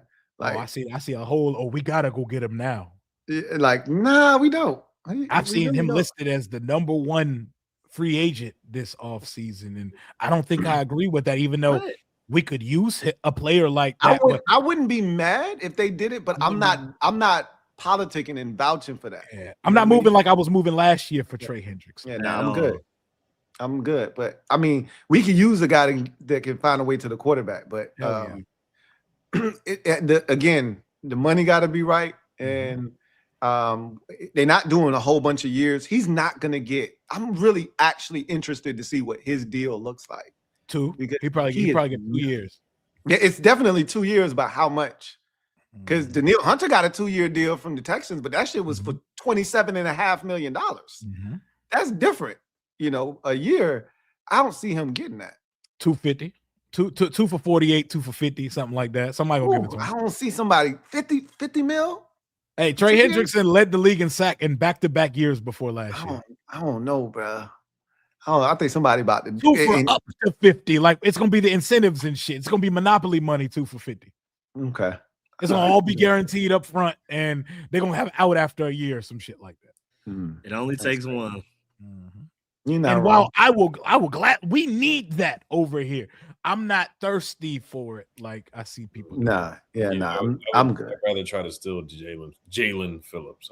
I'd try to make an attempt at him first before Trey Hendrickson. Jalen Phillips don't move the knee. Like I know, like I don't love be him. that type of player that I'm talking about, like at a decent age, and maybe you get something. I don't love Jalen Phillips. I don't either. Like he can stay in Philadelphia. He don't scare me. I like Jalen Phillips though. He's a good player. I think he's more realistic. I would say that. I think he's more realistic. True. I don't think the Eagles gonna let him walk after they traded for him though. Similar to and Hendrickson 31 though, so we probably are gonna sign him on first day of free agency. Hey, I would look. They want to make a splash. That's how you make a splash, right? Hey, it's y'all want a name, right? All right, that's you saw Kevin Sheehan. He said something about talking about the whole Daron Payne thing. He came back the next morning. He came back the next morning like somebody close to the team told me, "Hey, don't put that out there. We ain't cash strapped. We got money. Cash strapped whatsoever. We're not even gonna let this. We're not gonna let you put this on our jacket." Hey, they got to him fast, bruh. Somebody got to his SUVs. Hey, that was Adam. Adam put that hit on. Hey, he said, "Hey, somebody get the man to let him know we ain't broke over here, man. Don't speak on us like that." You can say a lot of things about this squad. You ain't gonna call me broke. That's one thing you're not gonna do. Act like it, then. Exactly. Yeah. Exactly. Show me. Please show us, please, man. Shit. Journey of Rick. Thank you for the super chat. Greatly appreciate you. Thank you for the dime. Writes, I've been hate watching all the 2024 draft quarterbacks in the playoffs. Please let this be the last year for a while. Let's go Seahawks. I'm with you. I don't have any animosity towards any of these young boys. I've been rooting for them to hoop. I feel like we had our fun last year, and that draft class is going to be epic. Yeah, especially. And I just want to make sure our guy does his part to make sure that it's the best draft class of quarterbacks ever. I'm hating in a different way. I'm not hating on the quarterbacks. I'm hating because Patriots their fans situations are not supposed to feel greatness again this soon. Y'all got 2 decades of dominance, and y'all are back in the Super Bowl just a few years after moving on from the GOAT head coach, who should have been a first ballot Hall of Famer, by the way. And Tom Brady, y'all not supposed to be back here already, bro. I'm hating on that. I'm not hating on the quarterbacks, man. Let them young boys be great. I'm hating on their situations, man. These situations that they in are lovely. It's not what 5 has. I want us to be able to build a bully that he can go suck it up like Caleb Williams and Drake May and just make one play and save the day at the end of the day. If Jaden had a playoff game like Caleb and like Drake May, that score 89 passing yards. Disgusting. It would be so disgusting on that scoreboard, bro. Jaden didn't even play bad in the NFC Championship, and we lost 55-23, bro. Can you imagine if this man had 88 yards? 89 passing yards, Drake, 86. man. 86. 80. Jaden played good in the NFC Championship, and we got a double nickel on our head top. Yeah, and their strength of schedule. They only beat one team that was over 500. I want that for us. And even to that point, Jaden plays a completely different sport from them. They know with their defenses, Bo Nix, Caleb Williams, Drake May, I don't have to score every drive. Just play within the system, do what I have to do, superhero ball every now and then, whereas Jaden feels like he has to score every time he touches the ball. And I'm pretty sure that's what's leading them getting hurt. Right. The fumbles. So he's had Drake May has had 6 fumbles in the playoffs so far and lost 3. Jada did not have any fumbles at all in the 3 games that he played in. And you played against they played against Jared Stidham, the last game too. And Jared Stidham had a heck of a first drive too. But yeah, it's the strength of schedule as well has been, they only beat one team over 500. You play the Jets twice. I mean, yeah, it's just I hate to say it is Mickey. I give the Patriots credit; they're a good team, good roster. But yeah, you look at the context of it, and CJ Stroud was awful in that game. Credit to the pass defense too, but yeah, like the Patriots have so much help around him, around Drake May and the coaching staff. So I'm definitely rooting for Sam Darnold and Kenneth Walker of the Seahawks. I'm a big Seahawks fan this weekend. Definitely am. Yes, sir. Let's go Seahawks, man. And Ed was the biggest hater of the Bears and Caleb. Ed was not trying to hear that shit. I didn't want to hear none of it either. I'll tell you what, everybody think the Patriots fans. going to get blown out. They're not getting blown out. No, they're not. That's going to be a No, I don't good-ass think so, game. either. And May ain't going to be no 89 yards out of May. May going to show up in the Super Bowl. What? Yeah. Now, I'm going to be honest, before the snow even came, he was a little skittish. No, he was looked ugly. like the moment was too he big. looked like shit versus Denver, but he not finna look like he looked in these last 2 playoff games in the Super Bowl. I promise you that. He ain't playing in Antarctica either. No, I don't think he will. But that defense. See, I don't like that. I'll take the more interception. I'll take the more than interception for sure.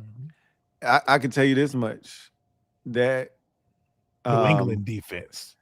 That New England defense is going to be on Sam Darnold, and it's going to be both ways. It's going to be both ways. So it's going to be a fun Super Bowl. It's going to be a good ass down to the wire Super Bowl, and it's going to be a good game, bro. I think so too. I actually like that. You don't wish injury, but I like that Kenneth Walker's getting the bulk of the carries. Actually, like that a little bit better for. Hey, that boy K9 letting his hair down without Charbonnet on the field, man. He letting his hair down. Hey, that touchdown terrorist off the speedy recovery though. I don't want to make fun of anybody being injured, but K9 is he look and this is contract year too. Oh, he could not wait to just get these touches and the usage without Charbonnet taking all of his touchdowns and goal line touches away. He's hooping. Hey man, he been. I hate it for us teams that are looking at him because with Charbonnet getting hurt, you almost had me calling this man Charbonnet. Charbonnet getting hurt, you don't like that was their security blanket. Like he can walk because we got Charbonnet, we good. Now, that's a significant injury that he sustained. There's no telling when he's coming back and how effective he's going to be when he comes back because he was never fast. Nope. So, I don't know. Kenneth Walker might all of a sudden become a guy that they just can't afford to let walk away now. Yeah, that's a good point. Yep. Mm-hmm. So, I hate it. I just want options, man. I wanted him, Brees. I wanted, your boy from Jacksonville. I want all of them. Yeah. I want all of them boys available. So, I'm gonna tell you straight up. Look at the Tyler Algiers and the Rashad Whites of the world, brother. Yeah, I know. I know that. Well, if we're doing anything, it'll be that.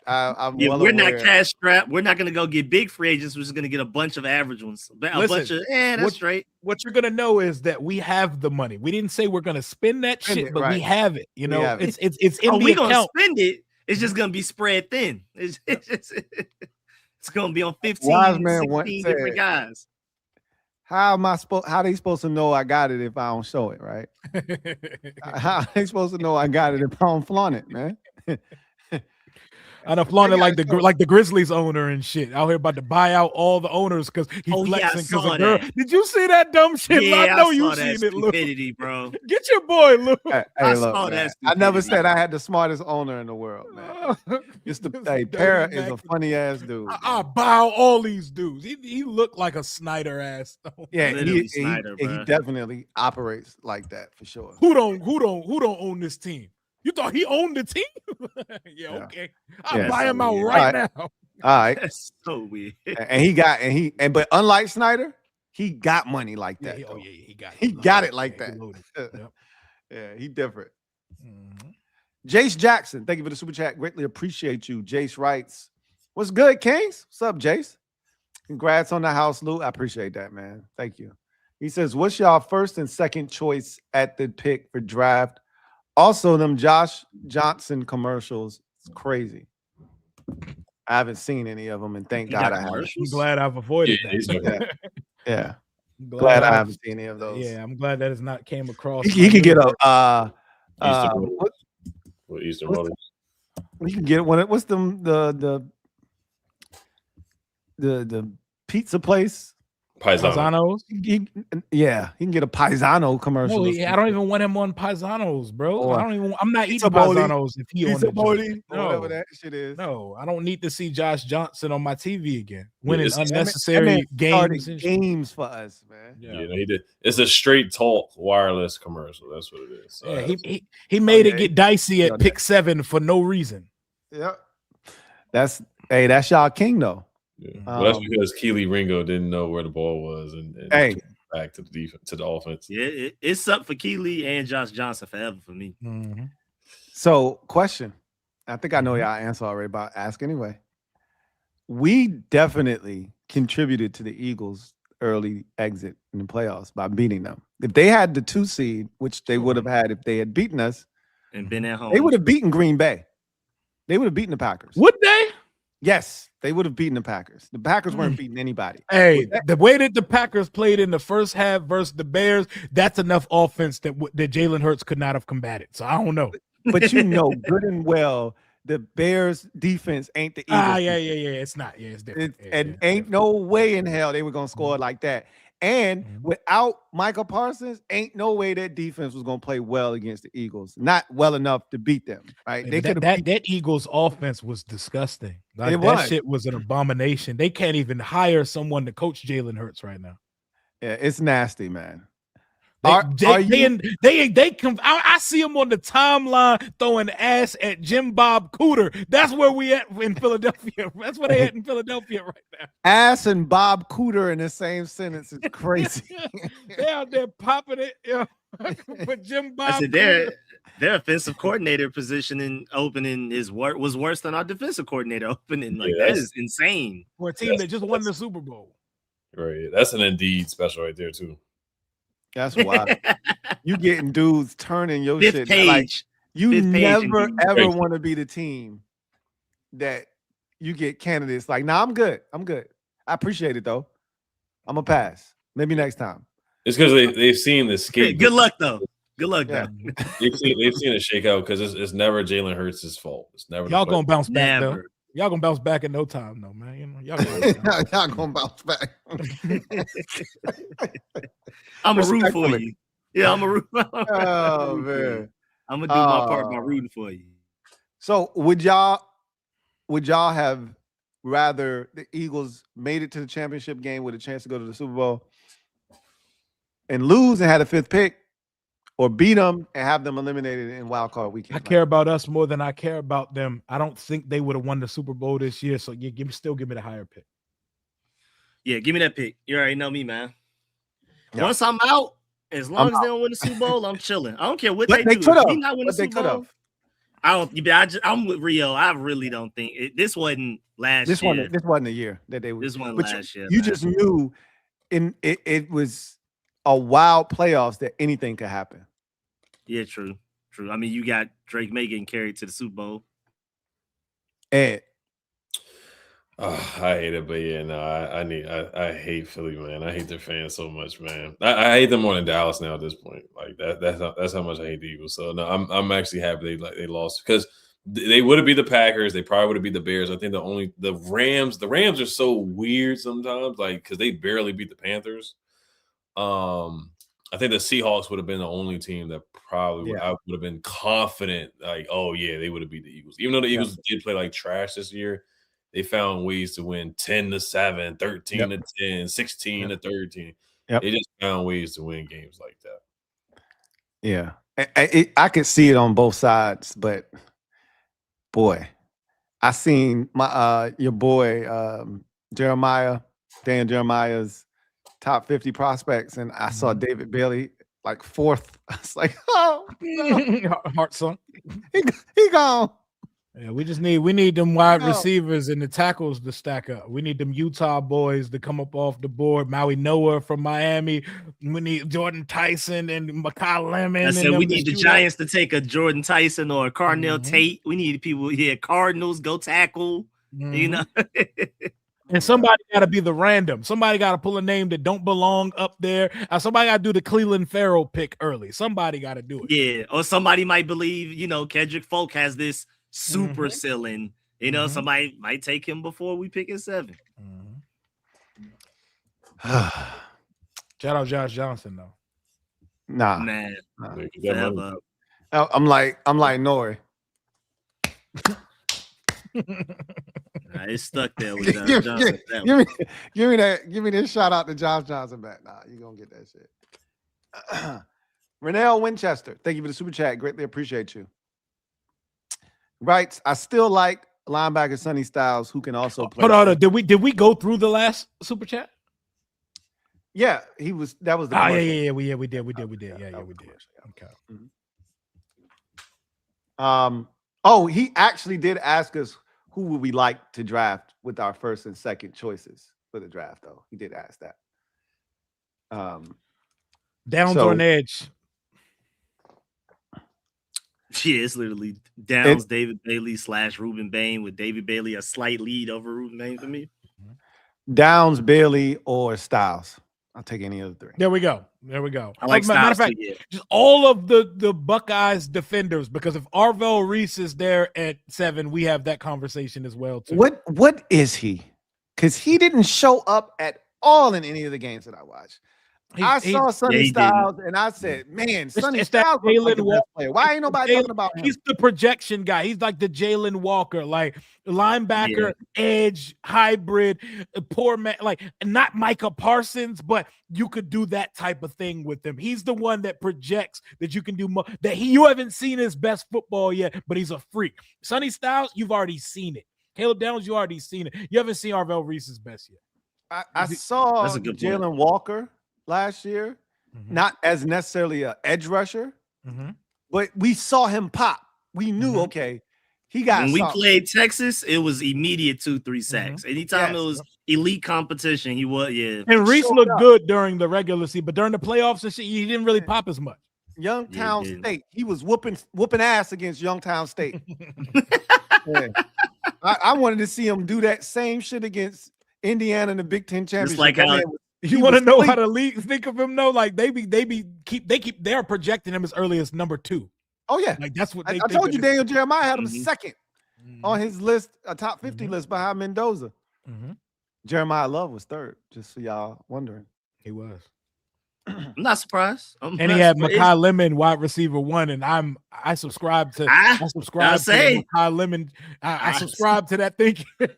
It's been the last about 3 weeks. I've been like, I don't know, man. This Makai Lemon guy. Hey, if we might be my wide receiver 1 too, man. If we end up with no options at 7, and we start looking at the offensive side of the ball, start looking at Love. Lemon is the next name on that list. I'm just saying. For real.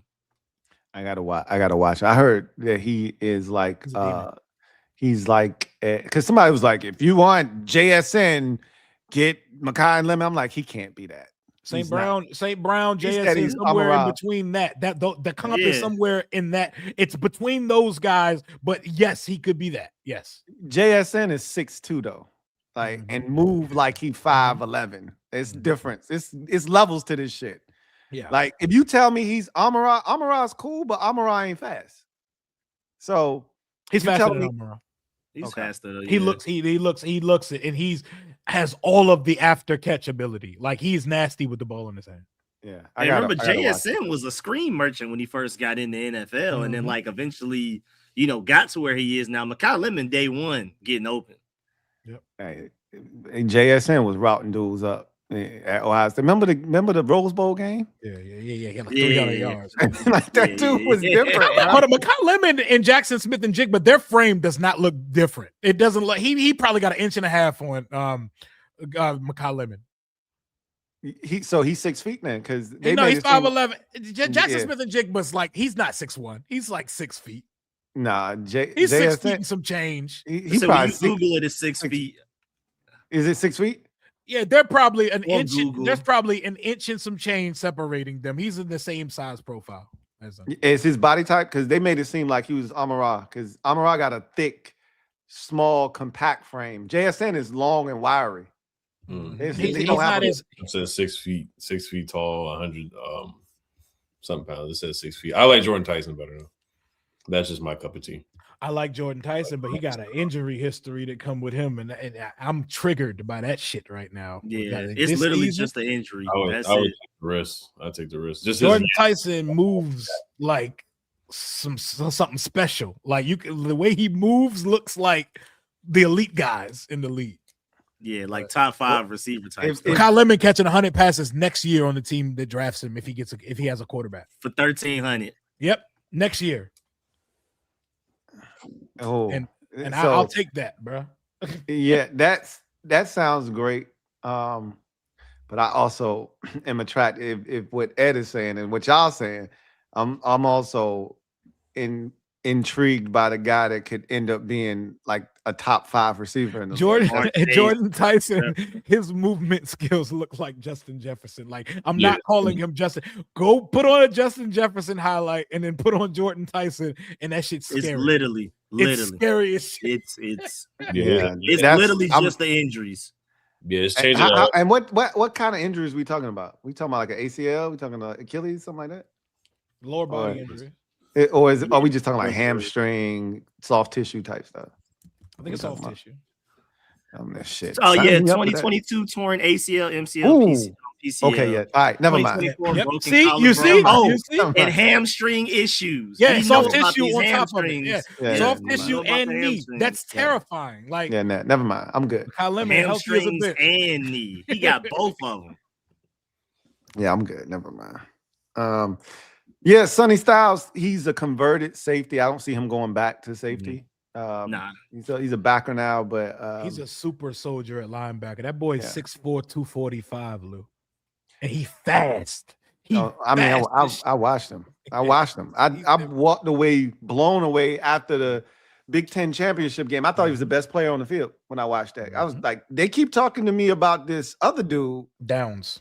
No, the other one. Yeah, Arvell Reese. They keep talking to me. I ain't seen his ass. I keep seeing Sonny Styles.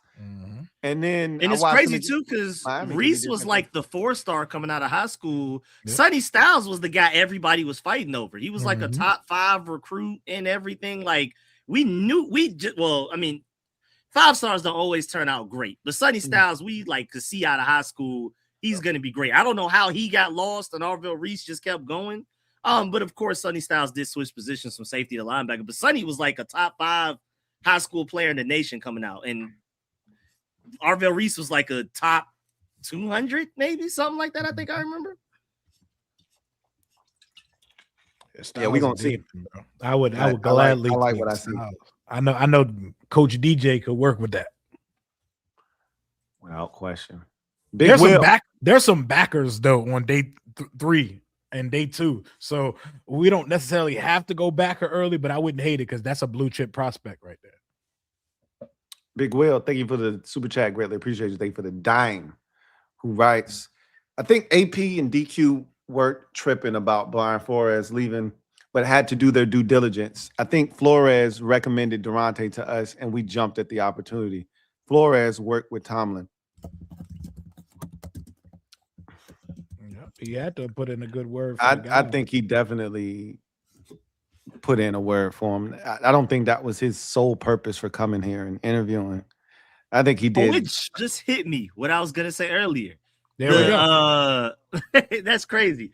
I was gonna say that maybe we kind of got like the best of both worlds personality too, because you're getting Brian Flores' scheme, but a lot of people really cannot stand Brian Flores. Now, granted, when I hear about him, I like that. Like I want that. Me too. But I can understand why he will rub a lot of people the wrong way. You probably are getting the likable player coach personality from Daronte Jones, along with the Brian Flores scheme. Some people would argue that some people may prefer Daronte just because of that alone. I like that Flores shit, man.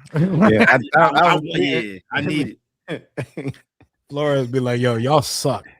Yeah, what was the Mike Bettine thing? Yeah, Mike Bettine was like, he wouldn't even comment. He was like, yeah, I'm not a fan of that guy, man. I'm gonna take the high road. I'm gonna take the high road on it and just say, yeah, and people don't like Flores, and that's cool. Everybody don't need to. Yeah, and he's not for everybody.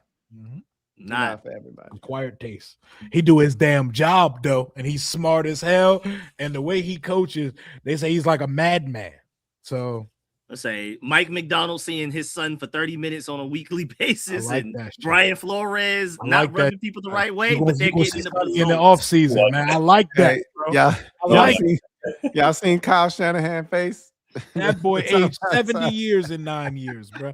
That's what you want out of your coaches right there. That's what you want out of them. You got the off season to be with your family. It couldn't be me, but hey, that's what we need. Yeah, spend some time with your kids, man. Joe Jackson Gibbs used to sleep at the park. Joe Jackson Gibbs used to sleep at the damn park. That's what I want to hear, bro. Go take them kids. This stressor, take a young man and give him an old face. Take the kids out. God look like family gonna be there.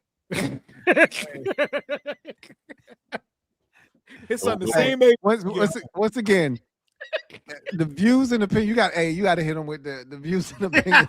Especially when it comes to Rio's family advice. You have to hit them. Mike McDonald is in the Super Bowl in year 2. His son should be happy that he got to spend 30 minutes with that boy. That boy cooking shit up over there. Rio want us to have the Michael Jordan meme where it says "Forget them kids." That's what Rio wants. Spend some time with your kids. Hey, the kids out. season, throw the football, throw the pigskin in the back. He taking them to Disney World in 2 weeks from now.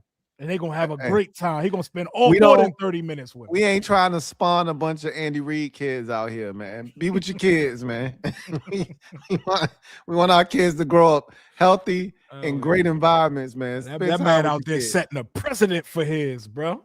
Let him be great, bro. The views and opinions of Rio Robinson do not reflect. No, I'm with Rio on this one. That's why I ain't saying, hey, man, give me that. Give me Mike McDonald. Hey, listen, bro, I ain't trying to wish ill will on nobody's household, but Mrs. Quinn need to see less of him this year. Mrs. Peters, too. They need to be locked in, agree. Bro. They need to be locked in, bro. I hope your marriages is solid, bro, because we need action this year. I'm going to tell you what. AP was going through it during the season. Bro wasn't shaving. We ain't see the cover board, the cover model. Yeah. AP he don't even got the same glow at the Senior Bowl right now. Hoodie soggy, hood all the way up. He ain't got no fly shit on. I like that. I like that, bro. He's starting to look like John Schneider. Yeah. Hey, John Schneider, that's what I want to see. John Schneider look like he eat pork and beans right out the can. None of the frosted tips and the salt and pepper, none of that. None of it. He look like he like chicken noodle soup, progressive chicken noodle soup right out the can. Just pop that thing open while he watching film and shit. That boy Kyle Shanahan aged like Obama since he got the Niners job, bro. Like that shit's crazy. Wow, bro. Mr. Deacon, sir. Thank you for the super chat. Greatly appreciate you. Who writes, I know we need defense, but watching JSN the other day made me want Mekhi Lemon even more. Don't really expect Bain, Bailey, or Downs to fall to 7. Y'all really think somebody gonna take Bain early? Y'all really think so? Someone's gonna be there. We don't know who it's gonna be, but someone's gonna be there. We've picked a lot farther down, and guys we had no clue. Like last year, like Will Johnson. Oh, no way he gets to 29. Every year there's someone who's not supposed to be there. One of these players is gonna be there. Someone could pick Bain early though, because people love Ruben Bain. Yeah, I think a lot of the stuff going on with Ruben Bain, of course, is the arms length, but it's also, we were talking about Ruben Bain as like maybe he's the number 1 overall pick months ago. I think it's just draft fatigue for him. I think when it all said and done, the guy that easily is most likely to be there at 7 is Caleb Downs. Not only is he a safety, but he's not going to kill it at the combine. I think he'll probably kill it with some of the agility stuff, maybe, but like the 40 time, he's not going to kill it. People are going to be like, oh, wait, he's that small, all that kind of stuff. Oh, he'll Downs will definitely be there. Just because he's a safety, he would. I mean, in order, like they love this. People love Caleb, bro. You like, I know that Caleb Downs is tremendous, but prototypically, the kid that Seattle drafted last year, Imawari, that's who you take top 5, top 10. And that's the kind of I loved him. Freak. Yeah. I loved him. I loved 6'2", sub 4.40. I loved him at 29 for us. And you see what he's doing in the league. Like, they let him go through a demon. That's not what Caleb Downs is. I don't think you see him go top. I think he falls out of the top 10, Caleb Downs. I think he goes right outside of the top 10. I can see it. Like 11 or 12 or something like that. But Bain and Bailey get off the board early though. I'm not gonna lie. I'm gonna start being like, all right. Yeah. All right. I'm anxious. I'm anxious to see what Bain checks in at, and then like, because to Rico's point, that once we get into the dog days of the draft process, they're gonna start picking him apart. But they're gonna pick Bailey apart too, because he doesn't have long arms either. They're gonna pick both of them apart. They're gonna pick Cassius Howell apart about frame and all that shit. Like when they get to the combine, this is gonna be the discourse is gonna be insane. Yeah, I think that's part of the reason why a lot of these dudes didn't go to the Senior Bowl, right? Because they didn't want that process to start now, right? Because they would have started picking them apart now. You got to wait till, and they might get to the combine and decide, I ain't letting y'all measure me or none of that shit. Remember, somebody did that the other year, right? Rely on the tape. Watch the tape. Yeah, I'm not letting you measure me or none of that shit. I'll do that at my pro day. I'm in for interview. You know, the pro day, you can't. You don't know what shit is official. Everything is cap and embellishment at pro day. Yeah, at pro day. So definitely played it. It's going to definitely be interesting to see how they play this whole process out, because I'm still of the mindset that Bain is not 6'3", 275.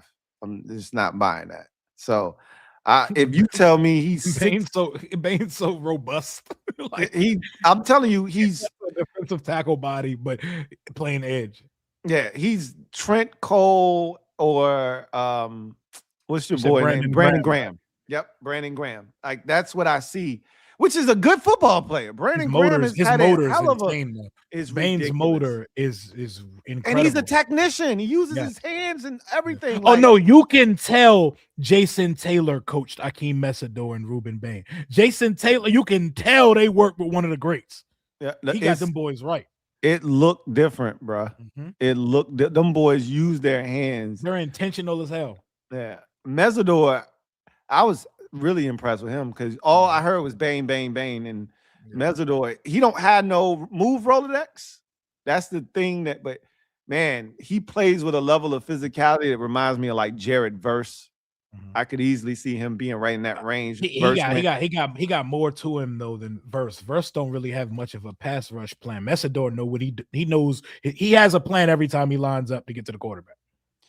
Yeah, I haven't watched enough of him. He's just like 20. He's going to be 25 to start the season, and there were. I remember you said that when we were watching. Like, he like 28. I was like, wait, no, he ain't like 26 years old, is he? Really? He was like, nah, but he old as hell. I was like, 25 whoa. when the season started, and there were some injuries in college, but he's a dog. He's like that. I'd love for him to fall. I fall to where? We don't have a second round pick. What am I talking about? I would say, fall where? Fall where? Hey, honestly, that's probably the greatest gift that we're not going to accept for right now, because if you pull up our 20-year history of drafting in the second round, we probably shouldn't have a second round pick. We probably should be banned for the second round for life. Bro, our hit rate, like our batting average got to be under 100 in the second round, bro. And they gave us three. They gave us 3 of them holes 2 years ago, and look at what we did with them shits. And we don't have one for sure yes of those 3 picks. Oh bro. my God, We we had are 3 so cracks bad at in the that second shit. round. Newton, Senate, Saint still. And Oh my God, I still believe in Mikey, man. You know I'm a Mikey guy till I die. I think there's definitely a role for him. Those other 2 guys, I don't know, Jim. I say I for don't every know, Samuel Jim. Cosme, you got a slew of Cravens, boy. That, whew. We had 3 before. Remember that back in 08? Are you talking about Devin Thomas, Malcolm Kelly, and Fred Davis? Yes. We don't know what to do with second round picks. At least Fred Give Davis. us multiples that we Davis still. Ryan Anderson, Fadarian Ryan Matthews. Anderson immediately. Oh man, we don't know what the hell to do with second round. Darius Trent Murphy. Yeah. Darius Geis if he didn't get injured. Trent Murphy in the second round, everybody. We don't know what the hell to do with our second round. He was a pick. first round pick talent, but it's just Darius Geis crazy. Oh man. Sonny AP, thank you for the super chat. Greatly appreciate you. Sony AP writes. Oh wait, thank you for the 50 spot. Hey, Whoa, I think that's hey. Sonia too. I think Is it's that Sonia P? P. Yes, P. Sonia Yeah. P. I Sorry. see Thank you. females. I see Sonia. I'm putting that 2 and 2 together. Hey, thank Yeah, you. look, man. Thank you for saving me there, because I Hey. definitely. We here for brother. I appreciate you, Sonia. Thank you so much. Let's go. Hey, fellas. Representing for the females who love the game. Hey, shout out to y'all. All of y'all. Yeah, man. Look, I've seen an increase in females, Same. like not just watching the game, like knowing the game. Like they really, like my wife know football. She know ball, bro. Like, whoa. I'm like watching some of these channels. These females know the game, bro. I love it, man. I love seeing it, man. My sisters, the league has definitely done a great job of marketing itself to females as well. We need some lady commander content creators out here, man. I see a lot of fan bases have them, man. We need some out here. Yeah, it's a space for y'all. It's a space for y'all, man. For sure, yeah. Ladies are definitely heavily into football more than before. Ladies be putting in more parlays than some of the guys nowadays. They be cooking too. I'm about to say, and they be hitting them shits. It ain't like me and Lou that be going like 0 for 10, have like a hot week, and then don't hit again until next year. Yeah, next shit, bro. I just had the biggest heartbreak. Me and Lou ain't even been talking about the tickets. That's how you know we ain't on shit. I had the biggest heartbreak tonight, man. Shout out to Sleeper, man. Jalen Brown, 1 point. $750, 1 point. That shit hurt, bro. I was Rico was talking, and I was like, unbreak my heart. I'm watching the game too. Oh, and it wasn't close. If it was a closer game, he would have scored that 1 point. A blowout is a parlay terrace, man. Oh my God. Not tonight. Not at home to the Hawks, bro. Shout out to you, Sonia P, man. We really, truly do appreciate you. And all the females holding it down. Hell yeah. Joe Rockhead, thank you for the super chat. Greatly appreciate you. Who writes, not suggesting our guys are dummies, but are you concerned that a more complex scheme that takes longer to look good with most of our guys?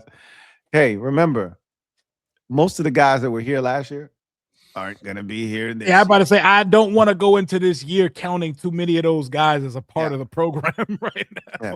Somebody earlier, shout out to whoever said this. I know this is going to get on the RIO'S case. That's why I'm bringing it up. He said, man, I really hope that Revo and Mikey can be out there starting on the defense. I think they're really going to do well in this scheme under Daronte Jones. We need to let Revo be in his natural habitat as a role player, bro. We need starting safeties, and we need more starting corners. Like, yeah, there's no room for Revo on defense. Some guys come out the bullpen, man. Everybody not a starting pitcher, man. Hey, he's a crash test dummy, man, and that's best suited for special teams. Let him do what he was made to do. All right. I don't want to. I look at him like when we signed Antoine Randall and told him he was a real receiver, he didn't want to run. He didn't want to play special teams no more, right? That's what he was made to do. He was made to return punts and stuff. Yep. Like if you start telling the dude that, hey, that's not as important now. We need you on deep. No, we need bingo. He's our Revo. Matthew Slater. Someone said in the chat. That is what he is. He's our Matthew Slater. We don't have to force something that is not. You know, he'll come in, he'll bring the energy, he'll come in and bring the boom. No one wants to go across the middle on him. That's cool. He don't need to be a starting safety on my football team. No, they told Matthew Slater he won't catch no passes though. And now we need to tell Revo you're not on the field until 4th down. Yeah, Jeremy, he's a missile, man. Preseason Jeremy Reeves. He like that, bro? Hey, Jeremy Reeves go crazy on 4th down when Tressway on the field. You see how he run down that field when that ball in the air? Demon. Demon, bro. All pro for a reason. Yeah, on 4th down. That's it. Tribal Warfare. Thank you for the super chat. Greatly appreciate you. So to wrap that up, Joe Rocket, I don't think most of the guys that were here last year are going to be here. Better not be. Yeah, we'll see what happens with Quan. He's another 2nd round pick that has not worked out. He had some moments. Oh, you mean Jartavis? Yeah. He's not. Yeah. So I do want to see if they release him or cut him, whatever they decide to do. He'll be in camp, but there's no guarantee that his spot is solidified. Like I'm fighting for my life. That's what he need to be doing in the That's preseason. it. Facts. Yeah, the snaps were eliminated per Dan Quinn. Tribal Warfare. Thank you for the super chat. Greatly appreciate you. Writes Rio. Thank you for the shout out to my hometown, Albuquerque, the hot air balloon capital of the world. You know, my family actually lived there for a little while. Really? Indeed. Terry Maples. Thank you for the super chat. Greatly appreciate you. Who writes, Edge Joshua Josephs from Tennessee. Look him up. We about to be in the random name look him up territory of the offseason. It's a good place to be, man. It's fun. Not when they start throwing out dudes from Central Arkansas. Hey, man, I'm telling you, look out. Larry Stevens, Central Arkansas. I'm telling you, he a beast, bro. Yeah, I already got people saying, Rio, don't be sleeping on that addition of Nick Nash, bro. He's going to be so fun in the preseason. Hey, bro, I'm telling you, man. Nick Nash is going to be so fun in the preseason. Nick Nasty. Hey, put a Nick Nash on my football team's field and not Simo. I want to see Nick Nash on the field. No Simo. Yeah, I'll take a Nick Nash over a Simo any day. I don't even want to see Simo a part of our off-season program. I want you guys to stop calling him. I want you guys to stop calling him Simo. That's what I want you guys to stop doing. I want you guys to call him Chris Moore. Okay, Simo, bro. Christopher Moore. That's big Simo. That's Simo dollars right there. I don't even want him a part of the weightlifting program. I don't. That is Simo reps. Crazy ideas. He's 33. He's got to be thinking about his next steps in life, man. Adam Peters and them got to stop issuing that invite, man. Yeah, they'll give him a reserve future contract too at 30. I bet they are. Quantrez is old too. He's like in his 30s. Quantrez. They love them in their 30s journeymen. DQ is a sucker for a great journey story, right? So DQ be meeting Lyft drivers like, can you run? Can you still do it? He's 28, so he's not too far. That's pretty old for a reserve future contract, though. 28 to get a reserve future. They dying for anybody's at corner, bro. We hurting that corner so bad. Rio Antonio Hamilton Sr. might do something in Daronte's defense. Yeah. That man like 37 years old. They're trying to talk us to death about the Giants game, though. Hey, I'm telling you, if you get more reps, I'm telling you. He had that one play. He had the deflection. He had two of them. He had the one on Slate, and then he had another one on Wandale. I do like Antonio Hamilton. Dula said doing hard shit with old people.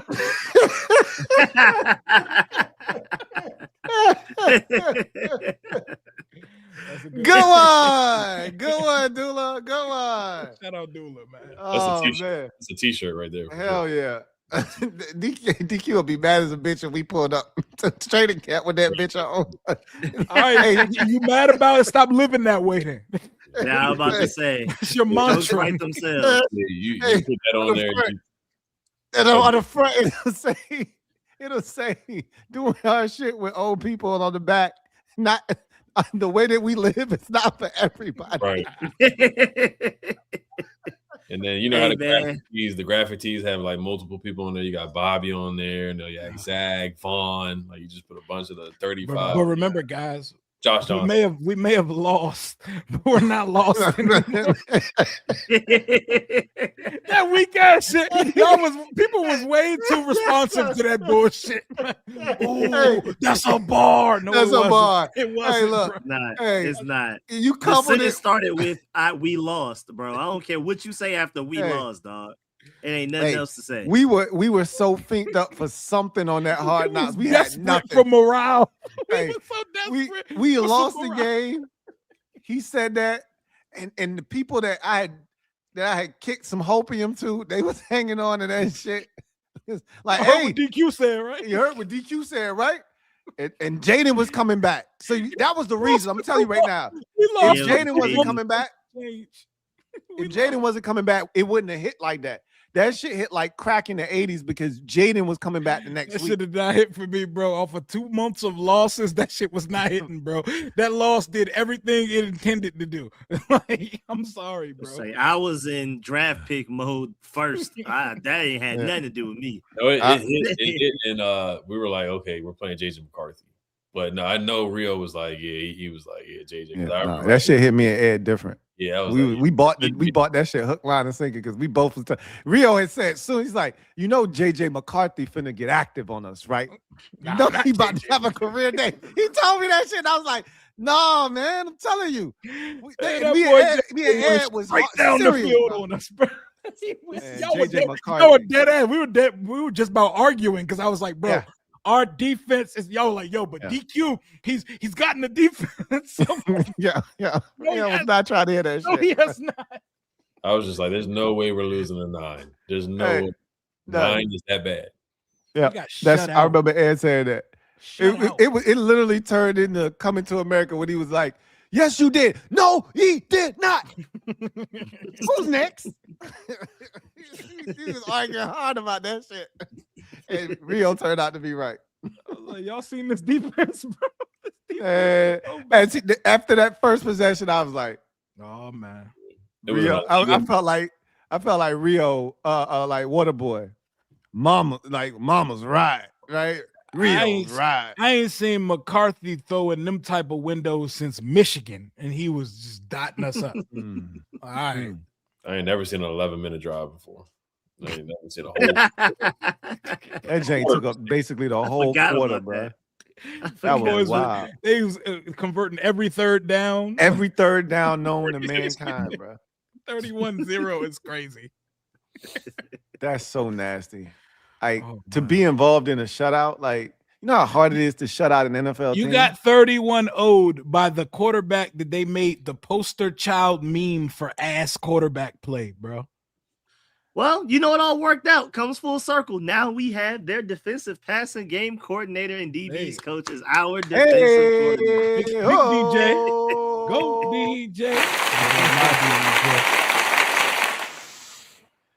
Yeah. Hopefully he brings over some of that juju from Minnesota, because damn, when the last time we shut somebody out? 91? I don't think I've seen us shut a team out in my existence. I think 91 season. I was born in 91. So yeah, I don't think I've witnessed that shit with my 2 eyes. Yeah, I think it's 91, bro. I don't think we had a shutout since 91. I've seen us. We had multiple shutouts that year. You always mess up the shootout, like when we let the Browns score on us at the end of the game in 2024. Remember, we did the same thing with Carolina. That shit was 40-0. Oh, I was so mad, bro. I don't know what it looks like to see 0 on the scoreboard for the other team. So I really wanted it. Meant something to me. Meant something to me, man. Letting people come in and score. Be right. Thank you for the super chat. Greatly appreciate you. Who writes, with the new defensive scheme, do the picks change to downs?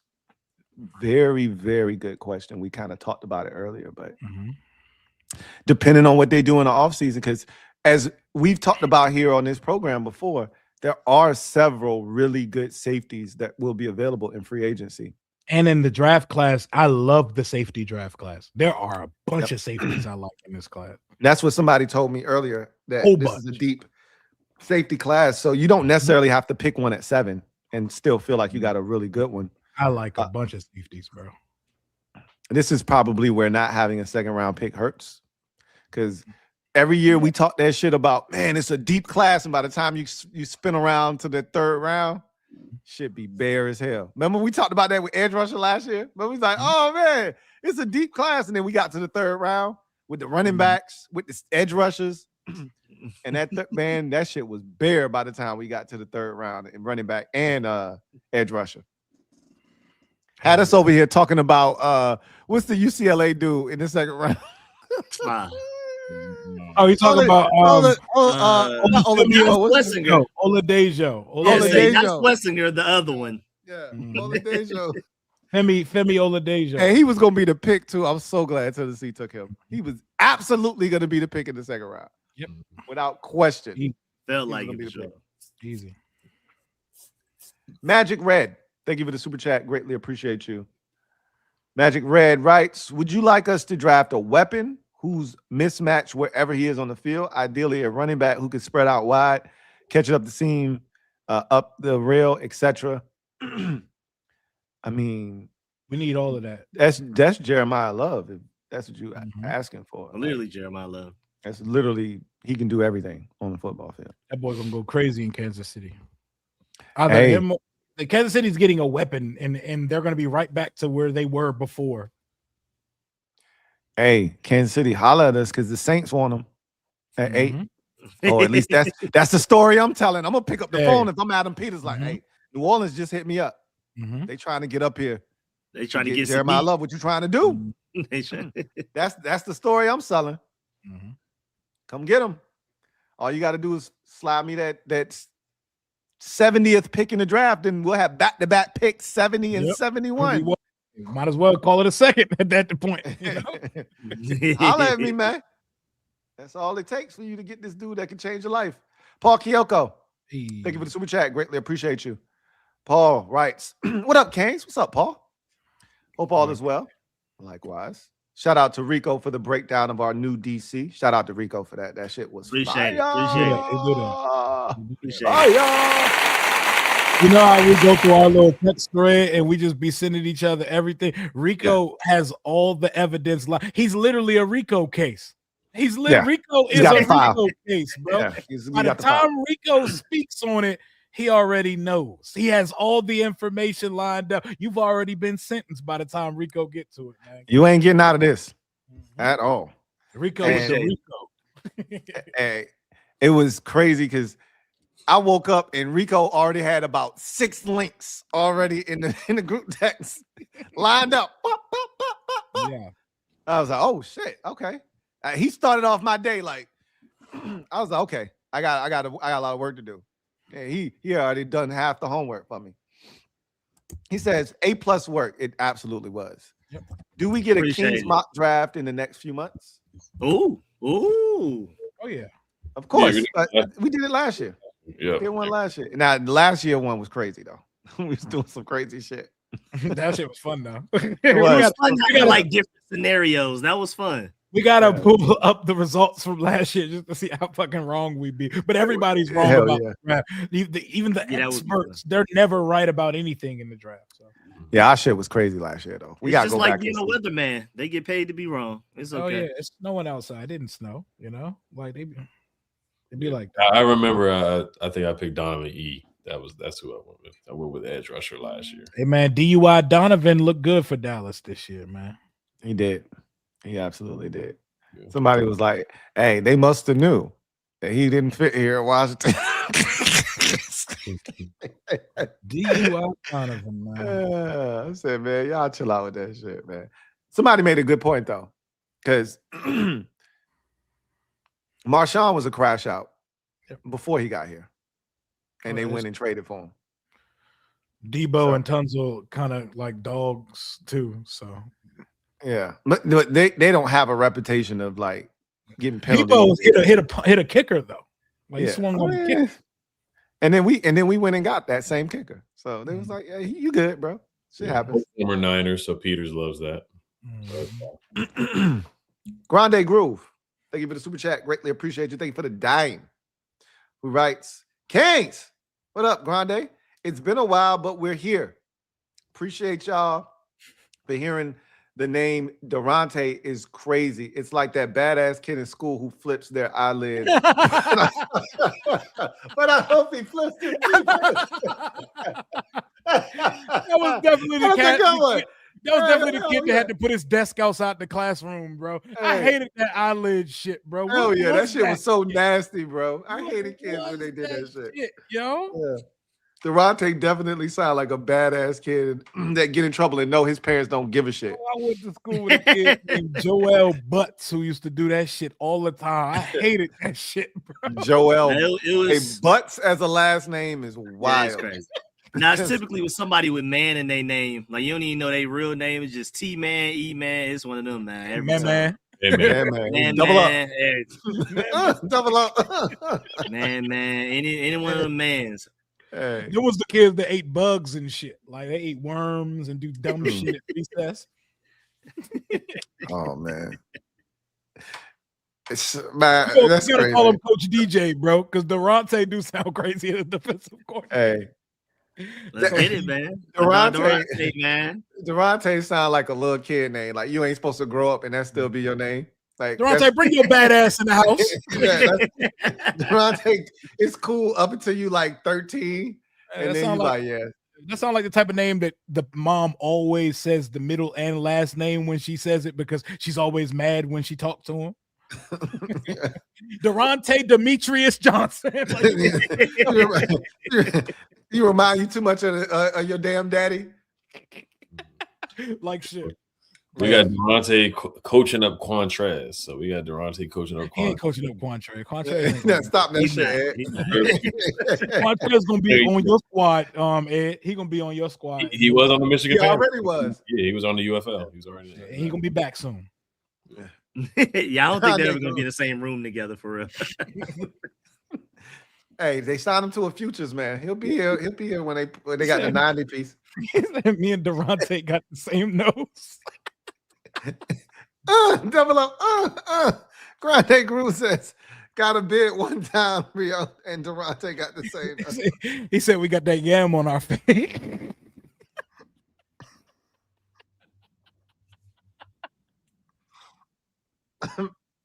I can't, man. Hey, Grande Groove, chill out, man. I say, yo, Rio, you look like you could be family with Daronte. I don't think that's a compliment, but I'll take it. Oh man, you got my chest hurting. John Perez, my guy, JP. Thank you for the super chat. Greatly appreciate you. Go watch Mansour Delaney, LSU cornerback. Y'all will love him. I mean, Rico and Rio already been talking about him. Hey, he's good. He don't have the traits, but he just lock everything up. He's gonna be the guy. He's gonna fall after the combine, but you watch that tape, you think he's arguably the best corner in this Someone class. gonna grab him at like pick 22, and they're gonna have a starting corner for 10 years. Yep. So you telling me he like the Georgia corner that Kamari, Texas? Yeah, that's what you're telling me. Literally Kamari. Yeah, that's what you're trying to say. Wow. He's just good at football, but nothing about his measurables are gonna like, whoa. Like, Not the fastest, not the tallest, not the longest, but he gets it done. Yeah. He nice. Yeah, that's what I'm hearing. I haven't seen him, but he was at Virginia, right? He was at UVA. Oh, he transferred over to LSU? I think he did transfer to LSU. I don't remember where from, but I think he did. He was like UVA. Big Will, thank you for the super chat. Greatly appreciate you. Double up. Thank you for doubling up. Who writes, do we go BPA equal love, or do we need to go with Bane? Just real Virginia quick, Tech, not UVA. Virginia Tech. Yeah, he's from Virginia Tech, and he's from Silver Spring, Maryland, too. Just real quick. Okay. All right. Do y'all think we go BPA, which would be a guy like Jeremiah Love if he was available, which he should be available? They're not drafting Jeremiah Love. I don't think Adam Peters values the running back position in that way. I don't know how y'all feel about that. I don't think he values the running back position in terms of drafting one that high. He strikes me as I can get a running back at any point in the draft. I don't need to do that in the top. Or we'll free agency will probably tell the story too. If they get one of the top, if they get Breece Hall, obviously we're not going to draft a running back. Or if they get Eddie or Rico Dowdle, one of the top 5, Kenneth Walker some way somehow, like that would definitely tell you. But if we come away with nobody, then I doubt it. Like even if they get Rashad White, I don't see them drafting a running back.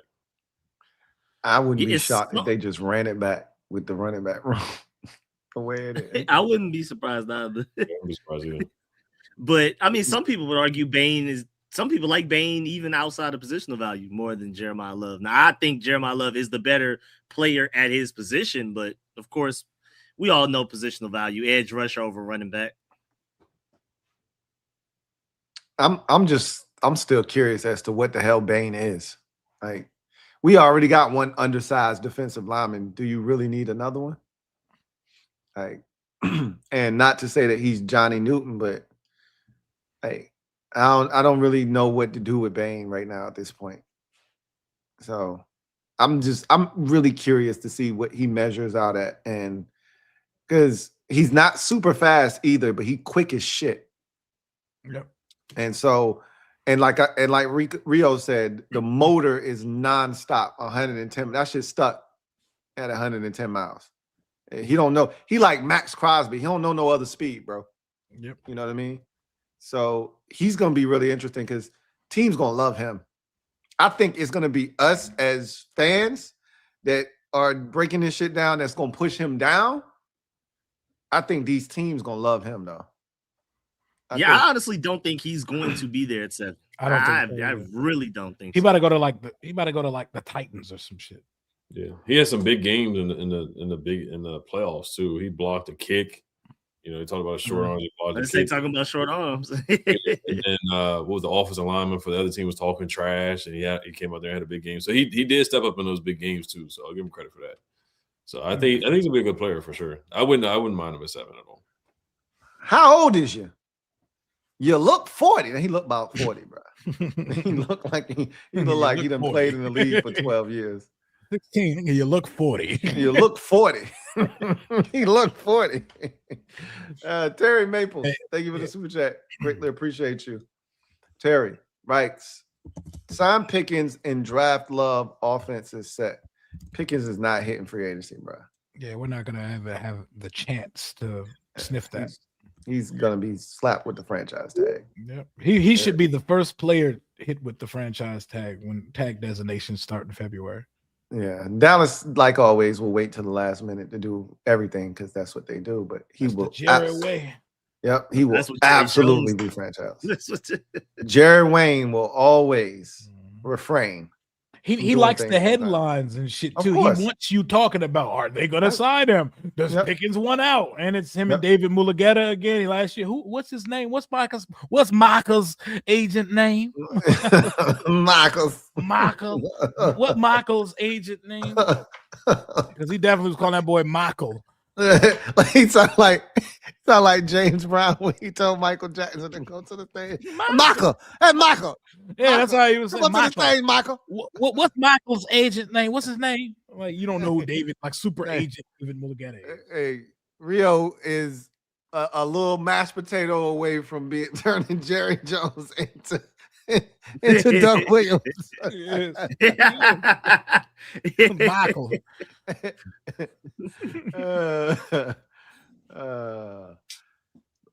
But I would be all in favor of draft. Like, I don't think we have the luxury, but I would, if they drafted Jeremiah Love, I'd be excited. I ain't gonna hold you. I would love it.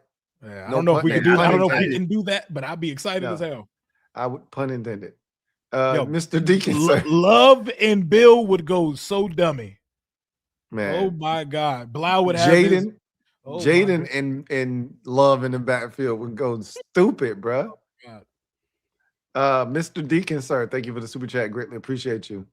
Who writes, Bane looks like the dad from Family Matters. He absolutely looks like Carl Winslow, bro. Bane definitely looks like he got grandkids already. It's a rare condition. he definitely looked like Carl Banks. Bane looked like someone from remember the cartoon, the PJs? That's what Bane looked like. He looked like one of them from the PJs. Hell yeah. The super. That's what Bane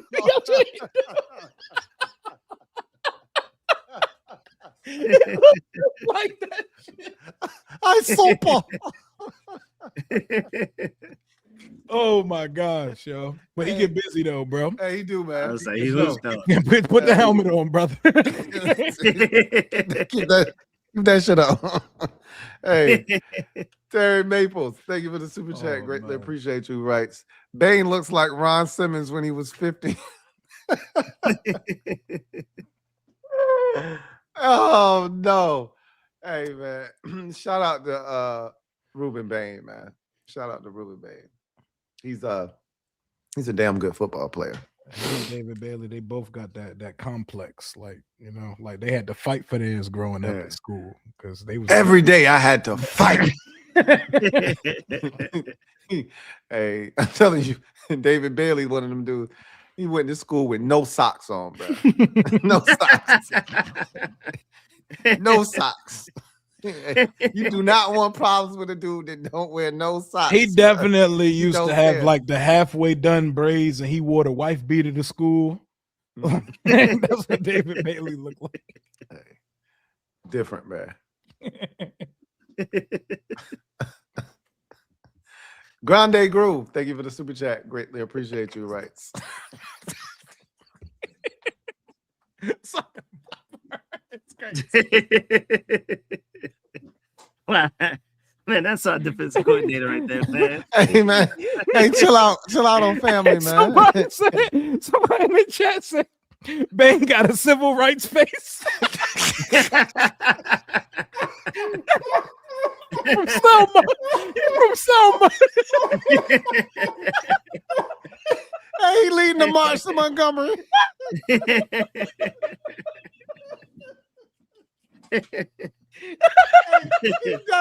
He definitely got a Danny Glover face.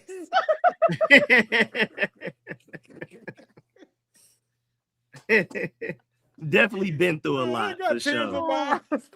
He's definitely been through a lot, man. Oh no! It's turning into another Jeremy Chin session. Oh no! Oh, no.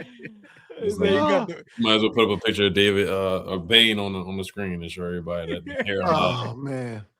I see a funny picture of Ruben Payne on the timeline. Mustache with no beard. You got the mustache with no beard. That's how you know he get busy on the field, bro. You're not even worried. Like that's how you know you got you one, bro.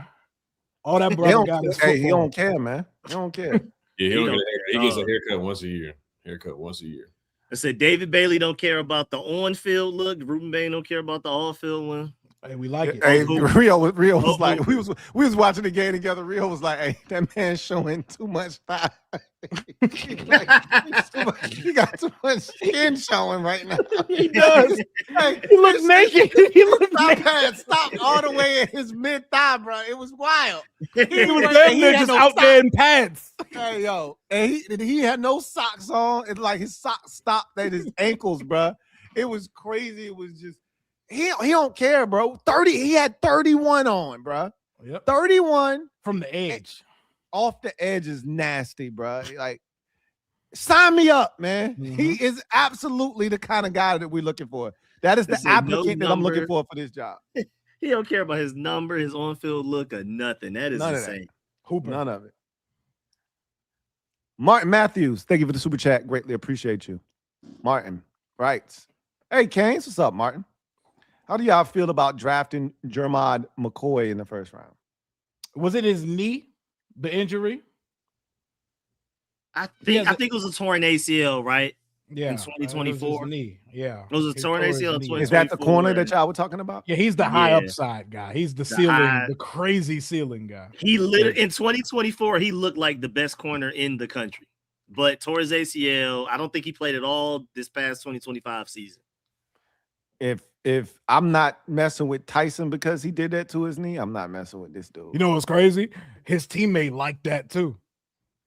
Colton Hood. He been showing out the senior bowl. I seen Daniel Jeremiah had him as like a top 25 prospect. He's tough. He's like that as well, and he's healthy.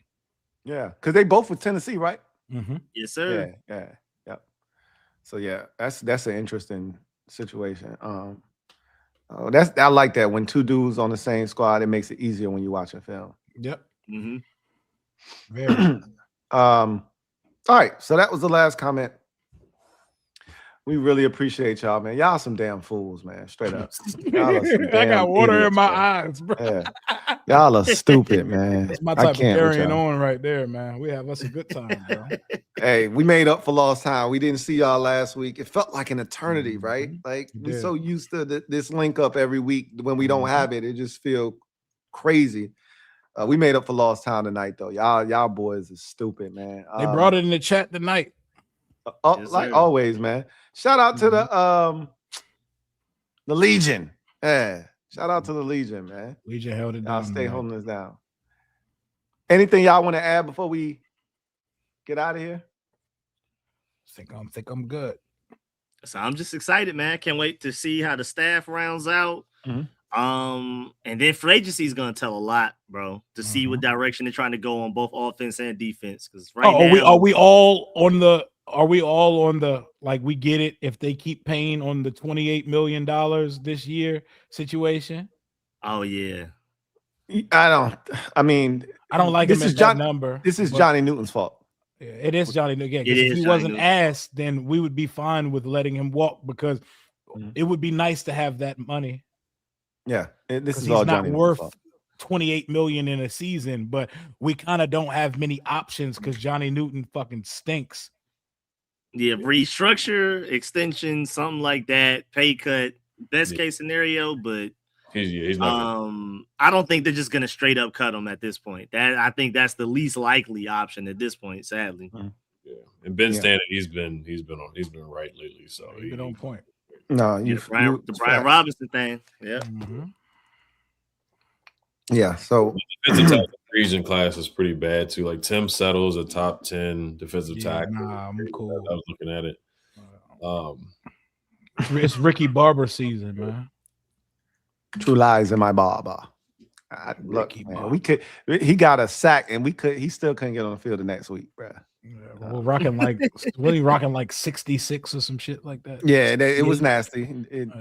A number out there looking like Joe Jacoby. Joe Jacoby, right? A number that shouldn't be worn. Honestly, he shouldn't be allowed to wear that shit. But yeah, 66 is nasty for a D tackle, bro. I'll just say this: I'm really interested to see if they actually do bring someone in to help with the front seven. So something to keep an eye on. If they actively go out and bring somebody in, and what does that even look like? You know, what is that position entail? You've already got an assistant defensive line coach. You already got a D line coach. So are you going to make up a position for this guy? Literally the pass rush specialist. Yep, that'll exactly probably that will be the name right there. You hit it right on the head. Pass rush specialist will be his title.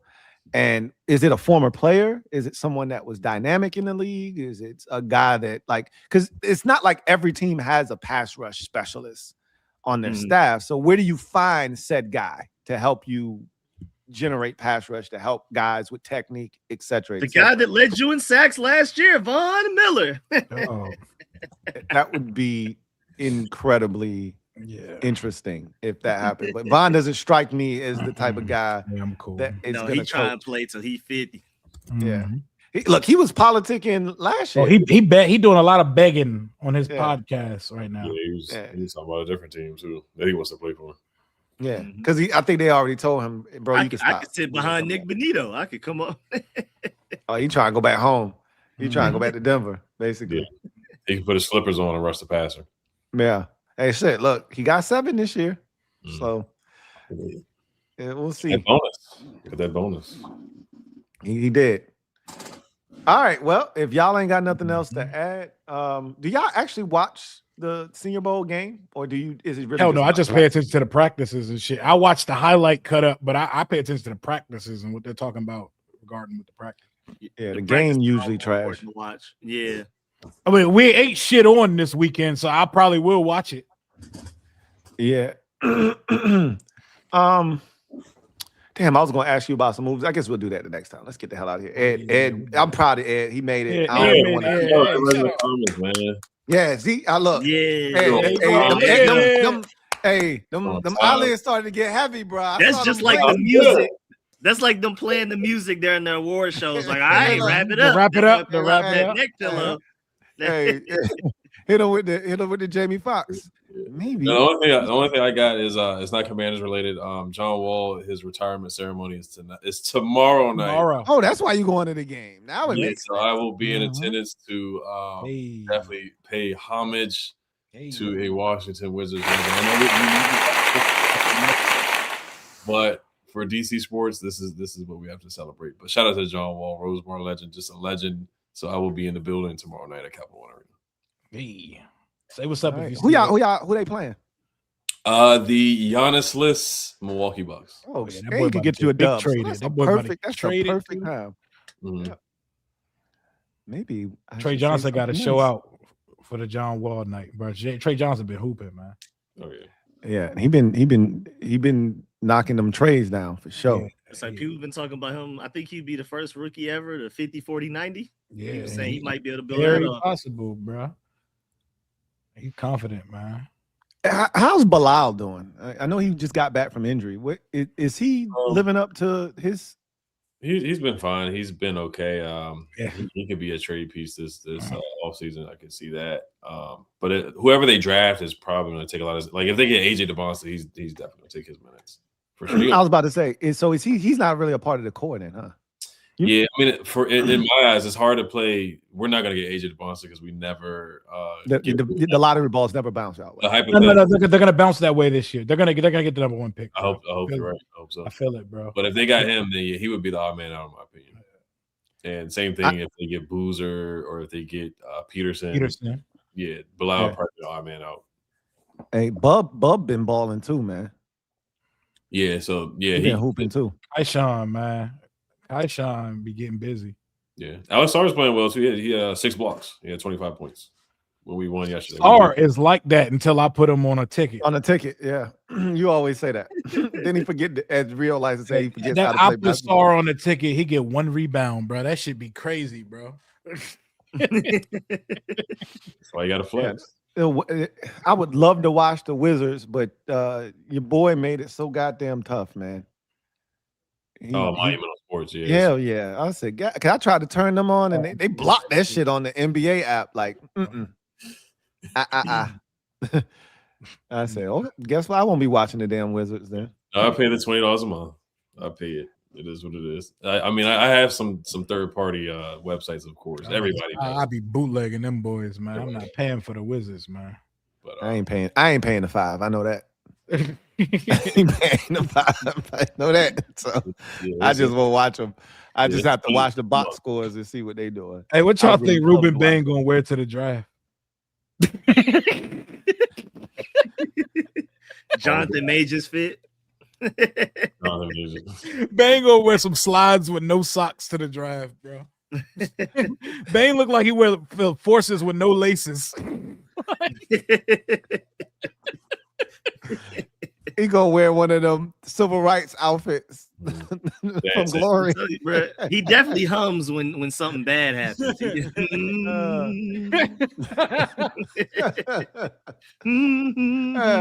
gotta hum the Jefferson joint. Face of a Negro spiritual, man.